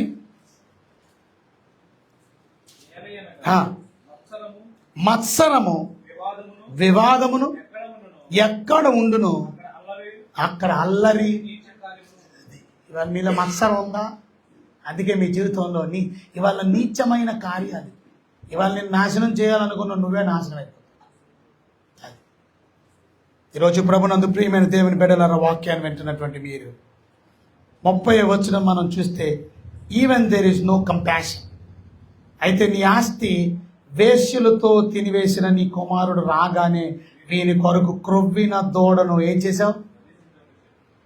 క్రొవ్విన దూడను వధించావని బాధపడుతున్నాడు. దాన్ని ఆ కుర్రోడు వచ్చాడని చెప్పి, తమ్ముడు ఎలా ఉన్నావు అని ఒక మాట అడిగాడా? ఇవాళ చాలామంది దేవుని బిడ్డలు ఇవాళ ఇంకా మీ పాపాన్ని దాచుకుంటున్నారేమో, మీ అక్రమ జీవితాన్ని దాచుకుంటున్నారేమో. ఇవాళ ఇద్దరు కుర్రోళ్ళలో ఎవరి కుర్రోళ్ళగా నువ్వు ఉండాలి? ఏ కుర్రోళ్ళగా నువ్వు ఉండాలనుకుంటున్నావు? తప్పిపోయిన కుమారుడిలాగా, పెద్ద కుమారుడిలాగా, ఇంకా గర్వంతో, ఇంకా అసూయతో, ఇంకా నాన్నని ఎదిరించడంతో. ఆ నాన్నతో ఎలా మాట్లాడుతున్నాడో చూసారు 29 అందుకు అతడు తండ్రితో, ఇదిగో ఈ నేళ్ల నుండి నిన్ను సేవించుచున్నానే, నీ ఆజ్ఞను ఎన్నడో మేరలేదు. నాన్ననేమంటున్నాడు? ఇదిగో, ఆయన పేరు ఇదిగో నాన్న అంటున్నాడా? ఇవాళ they don't know how to speak. కొంతమందికి మాట్లాడడం కూడా రాదు. ఇవాళ నేను ముగించే ముందు ఈ 3 పాత్రల్లో ఇవాళ మనం ఎవరిని అనుకరించాలి అని అంటే, మొట్టమొదటి మన దేవుడిని, మన పరలోకపు తండ్రిని ఆయన చూపించిన ప్రేమను మనకు ఇతరులకు చూపించాలి, ఆయన చూపించిన క్షమాపణని ఇతరులకు చూపించాలి, ఆయన ఇచ్చిన బహుమానాలు లాంటి బహుమానాలు మనం ఇతరులకు ఇవ్వాలి. అంత మాత్రమే కాదు, తప్పిపోయిన కుమారుడి వలె మనం ఏం చేయాలా? తప్పిపోయిన కుమారుడి వలె మన తప్పులు ఏం చేసుకోవాలి? ఒప్పుకొని తండ్రి దగ్గరికి వచ్చి క్షమాపణ అడగాలి. ఒకవేళ నువ్వు అడగవా, నీ జీవితంలో ఇంకా నీ జీవితం నాశనం చేసుకొని ఇబ్బందుల్లో కోరికపో. పెద్ద కుమారుల్లాగే ఉంటావా, నీ ఇష్టం. ఇవాళ ఒక మాటలో చెప్పాలంటే చివరిగా యేసు ప్రభు చెప్పిన ఈ కథలో పెద్ద కుమారుడు ఎవరో తెలుసా మీకు? యేసయ్య దగ్గర ఉన్న శాస్త్రులు, పరిసయ్యులు, ప్రధాన యాజకులు, దేవుని సన్నిధిలో ఉండేవాళ్ళు వీళ్ళందరూ. నాన్నని గౌరవించకుండా చివరికి నాన్నని చంపేసింది ఎవరో తెలుసా? పెద్ద కుమారుడు. నాన్నని మర్డర్ చేసింది ఎవరో తెలుసా? పెద్ద కుమారుడు. ఇవాళ యేసు ప్రభుని సిలువ ఎక్కించింది ఎవరో తెలుసా? పెద్ద కుమారుడు. ఇవాళ మనం ఇంకా గర్వం పోలేదు, ఇంకా అహంకారం పోలేదు, ఇంకా మన పశ్చాత్తాపం లేదు, ఇంకా తీర్మానం లేదు, ఇంకా క్షమాగుణం లేదు. అందరూ లేచి నిలబడి ఒకసారి ప్రార్థన చేసుకోండి. ప్రభువా, నా జీవితాన్ని నేను సరి చేసుకుంటున్నాను. ఇవాళ నేను చిన్న కుమారుడిలాగా తప్పులు చేసిన వాడిని నన్ను ఒప్పుకుంటున్నాను, మరెన్నడూ చేయను. నేను నా జీవితాన్ని సరి చేసుకుంటున్నాను, చక్కపరుచుకుంటున్నాను. నన్ను క్షమించు ప్రభు. జీవితాన్ని సరి చేసుకొని ప్రభు దగ్గర చక్కపరుచుకోండి, తీర్మానం చేసుకోండి. ప్రభు దగ్గర మీరు ప్రార్థన చేసుకోండి. ప్రభువా, ఇక నుంచి నేను నమ్మకంగా జీవిస్తాను. ఎవరు ఖాళీగా ఉండకండి దయచేసి. ప్రభువా, నేను పెద్ద కుమారులాగా ఇంకా మీ దగ్గరే ఉంటున్నాను, కానీ నాలో అసూయ పోలేదు, నాలో కోపం పోలేదు, ద్వేషం పోలేదు, అసూయ పోలేదు. ప్రభువా, నేను మీరు ఎదిరించే మనసుతో ప్రభువా నాలో ఎప్పుడు ఎన్నడూ లేకుండా నా జీవితాన్ని సరి చేసుకుని చక్కపరుచుకుంటున్నాను. ప్రభు, ఇవాళ మీలాగా నేను జీవిస్తాను. తండ్రి కుమారుని ప్రేమించినట్లు నేను కూడా ఒకరినొకరు ప్రేమ కలిగి, క్షమాగుణం కలిగి, ఇతరులకి సహాయం చేసే గుణం కలిగి, ఇచ్చేవాడిగా నన్ను సిద్ధపరచు. అందరూ ప్రార్థన చేసుకోండి. మీ జీవితాన్ని ప్రభు దగ్గర చక్కపరుచుకోండి, తీర్మానంలో నడిపించుకోండి. ముగింపు ప్రార్థన రతనరాజు గారు చేస్తారు. సెలవు తీసుకోండి.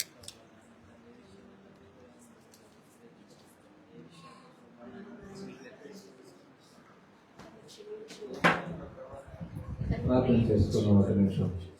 ఈ రాత్రి కాల సమయంలో దేవుడు తన దాసులను పెట్టి మన ఆత్మీయమైన స్థితి ఎలాగుంది, మనం ఎలాంటి స్థితిలో ఉన్నామో, మనం దేవునికి ఎంత సమీపస్తులు ఉన్నామో, దేవుని దుఃఖపరిచి దేవునికి దూరంగా వెళ్ళిపోయి దేవుణ్ణి మనం డిమైండ్గా కాకుండా దీనులుగా తగ్గించుకొని, ప్రభు నీ చిత్తమే జరగాలి ప్రభు, ఎప్పుడైనా అడిగామా ప్రభు, నాకు అది ఇది కావాలని అడుగుతుంది. కానీ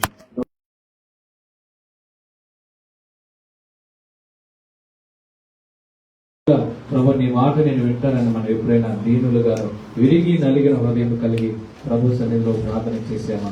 ఒక్కసారి మనం పరీక్షించుకొని ఒక్క నిమిషం మనం తగ్గించుకొని ప్రార్థన చేసుకున్న నోరు తెరిచి ప్రార్థన. ఎంతసేపు తన దాసులు ఎంతో చక్కని విలువైన అమూల్యమైన మాటలను మనకు అందించి మన జీవితాలు వెలిగించబడాలని, మనం ఇక్కడ నూతన పరచబడాలని, ఇక్కడ క్రీస్తు స్వారూప్యులకు రావాలని, మన సంఘములో ఉన్న వారు ఇంకా అభివృద్ధి చెందాలని, మన ఆత్మీయమైన జీవితము ఇంకా ఉన్నతమైన మెట్టులోకి వెళ్ళాలని దేవుడి రాత్రి తన దాసుల్ని నిలబెట్టుకొని ఎంతో అద్భుతమైన విషయాలను మనకి తెలియపరిచారు.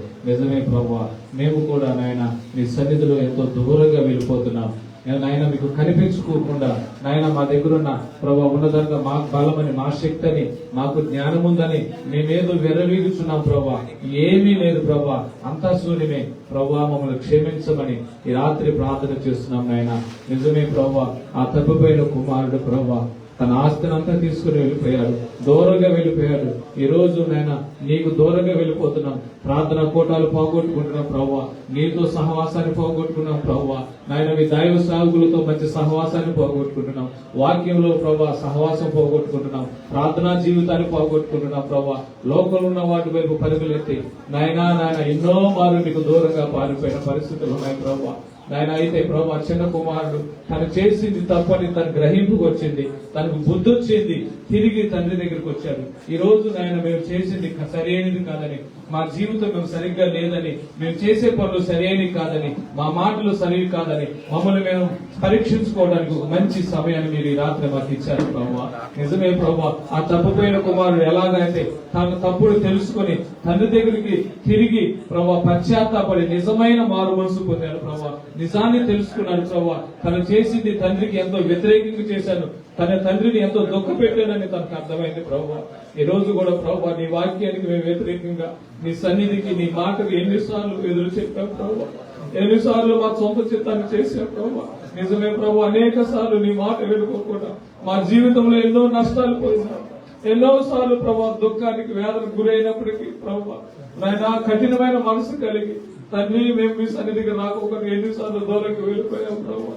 అయినా నువ్వు మమ్మల్ని ప్రేమించావు ప్రభా. ఆ చిన్న కుమారుడికి తప్పు ఒప్పుకోలేదు ప్రభా. అలా దూరంగా ఉండగానే పరిగెత్తుకుంటా తండ్రి వెళ్ళి అతని మీద కొన్ని బుద్ధి పెట్టుకుని వస్త్రాలు ఇచ్చి, ఉంగరం తొడిగి, చెప్పులు ఇచ్చి నన్ను మంచి విందు చేశాను. నిజమే ప్రభా, ఈ రోజు మా పట్ల తప్పు చేసిన వారికి నిజమే నీ దాసుడు చెప్పిన ఒక గిఫ్ట్ ఇచ్చి వారి ప్రేమతో ఇంటికి పిలిచి భోజనం పెట్టి అదే నిజమైన క్షమాపణ, నిజమైన పశ్చాత్తాపము, నిజమైన ప్రేమ, నిజమైన దేవుని ప్రేమ మేము చూపించే వారు అవుతామని ఈ రోజు మాకు తెలియపరిచారు. మంచి సత్యాలను మీరు మాకు ఇచ్చారు. నిజమే ప్రభావ, మేము కూడా ఇతరుల పట్ల ప్రేమతో నిజమే నాయన తండ్రి గిఫ్ట్ ఇచ్చారు ప్రభావ, బహుమానం ఇచ్చారు ప్రభావ. తను తప్పు చేసినా కూడా ప్రభావ తను క్షమించి నిజంగా క్షమించానని గుర్తుగా ఒక మంచి బహుమానాన్ని ఇచ్చారు ప్రభావ. నేను ఈ రోజు కూడా మేము ఒకరి పట్ల ఒక ప్రేమ కలిగి, క్షమాగుణము కలిగి ప్రభావ ఉండడానికి సహాయం చేయండి. ఆ పెద్ద కుమారుడు వాళ్ళే ప్రభావ కోపపడి ఇతరుల పట్ల ద్వేషం పెంచుకునే వారిగా నైనా ప్రేమ లేని వారిగా మేము ఎన్నడూ ఉండవద్దు ప్రభావ. నైనా మీరు సహాయం చేయమని ప్రార్థన చేసుకున్నాం. పరిశుద్ధుడు అయిన తండ్రి, ప్రేమ కలిగిన ప్రభావ, ఈ రాత్రి ప్రభావ మీ దాసును నిలబెట్టుకుని మమ్మల్ని ఇంకనూ ప్రభావ మేము ఎక్కడ మా జీవితంలో నీకు దూరంగా ఉన్నాము, మా జీవితంలో ఇంకైనా చేదైన వేరు మిమ్మల్ని దుఃఖ పెట్టేది మీ యొక్క సేవకు కానీ మీ పరిచర్య కానీ మీ నామానికి అక్కడ అవమానపరుస్తున్నాము నైనా మమ్మల్ని క్షమించండి ప్రభా. నాయనా మా సొంత చిత్తము కాదు ప్రభా, నీ చిత్తం జరిగించే వారిగా చేయండి. ఎప్పుడు మేము డిమాండ్ గా కాదు ప్రభా. నాయనా మేము దీనులుగా నీ సన్నిధులు ప్రభా, నీ చిత్తం ఉంటే సహాయం చేయమని ఎప్పటికప్పుడు ప్రభా మేము ప్రతి దినము నీ సన్నిధులు నాయనా దీనులుగా నీ వాక్య ప్రకారంగా, వాక్యానుసారంగా ప్రభా, వాక్య ప్రకారంగా బ్రతుకున్నట్లుగా సహాయం చేయండి ప్రభా. ఎక్కడ ప్రభా గర్విష్ఠులు కాదు, అహంకారులు కాదు, కోపిష్ఠులు కాదు నాయన, ఎక్కడ మేము ఉండలేదు ప్రభా. నాయన మీరే పరలోకాల్లో ఉన్న దేవుడి వైపు కూడా తగ్గించుకున్నారు కదా ప్రభా.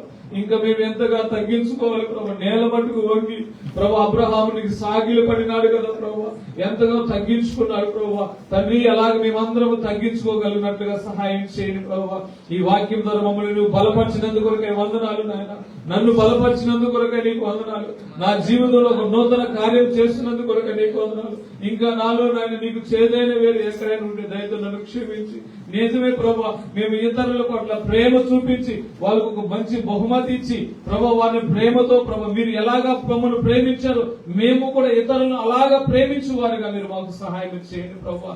పెద్ద కుమారుని వలే కాకుండా ప్రభా నిజమైన పశ్చాత్తాపము ప్రభా, నిజమైన ప్రభా విరిగి నలిగిన హృదయం కలిగి ప్రభా మేము ఒకరి ప్రేమ కలిగి మీతో మంచి సహవాసం కలిగి నేను ఎన్నడూ ప్రభా మీ యొక్క మీటింగులు కానీ, ఆరాధనలు కానీ, సహవాసాలు కానీ ఎక్కడ మేము దూరంగా ఉండకుండా ప్రతి రోజు ప్రభా, ప్రతి విషయంలో ప్రభా మీతో మంచి సహవాసము కలిగి మీ వాక్య ప్రకారంగా ప్రభా, వాక్యానుగుణంగా ప్రభా, వాక్యానుసారంగా ప్రభా మేము బ్రతుకున్నట్లుగా సహాయం చేయండి. ఇదిగోనైనా ఇక్కడ మీ దాసురాలు ఈ పరిచర్యను జ్ఞాపకం చేసుకుని ప్రభా మీ దాసుని ప్రభా ప్రేమతో ఆహ్వానించుకొని వారి సంఘములు ఉన్నవారు ఇంకను ప్రభా వాక్యములను, ఆత్మీయమైన జీవితములను ఎదగాలని ఆశతో ప్రభా ఈ రాత్రి ఏర్పరిచి కోటాన్ని బట్టి నీకు వందనాలు ప్రభా. ఇదిగో ఈ రాత్రి విత్తబడిన వాక్యం మా అందరి హృదయంలో ఫలింపచేసి తండ్రి మీ నిజమైన పశ్చాత్తము వీరికి నలిగిన హృదయం కలిగి దీనులుగా నీ పాద సన్నిధులు ఎక్కువగా మీతో సహవాసం చేసి నిజమే ప్రభా పరిస్థితులు ఎంతో ఆందోళనకరమైన పరిస్థితులు ఉన్నాం.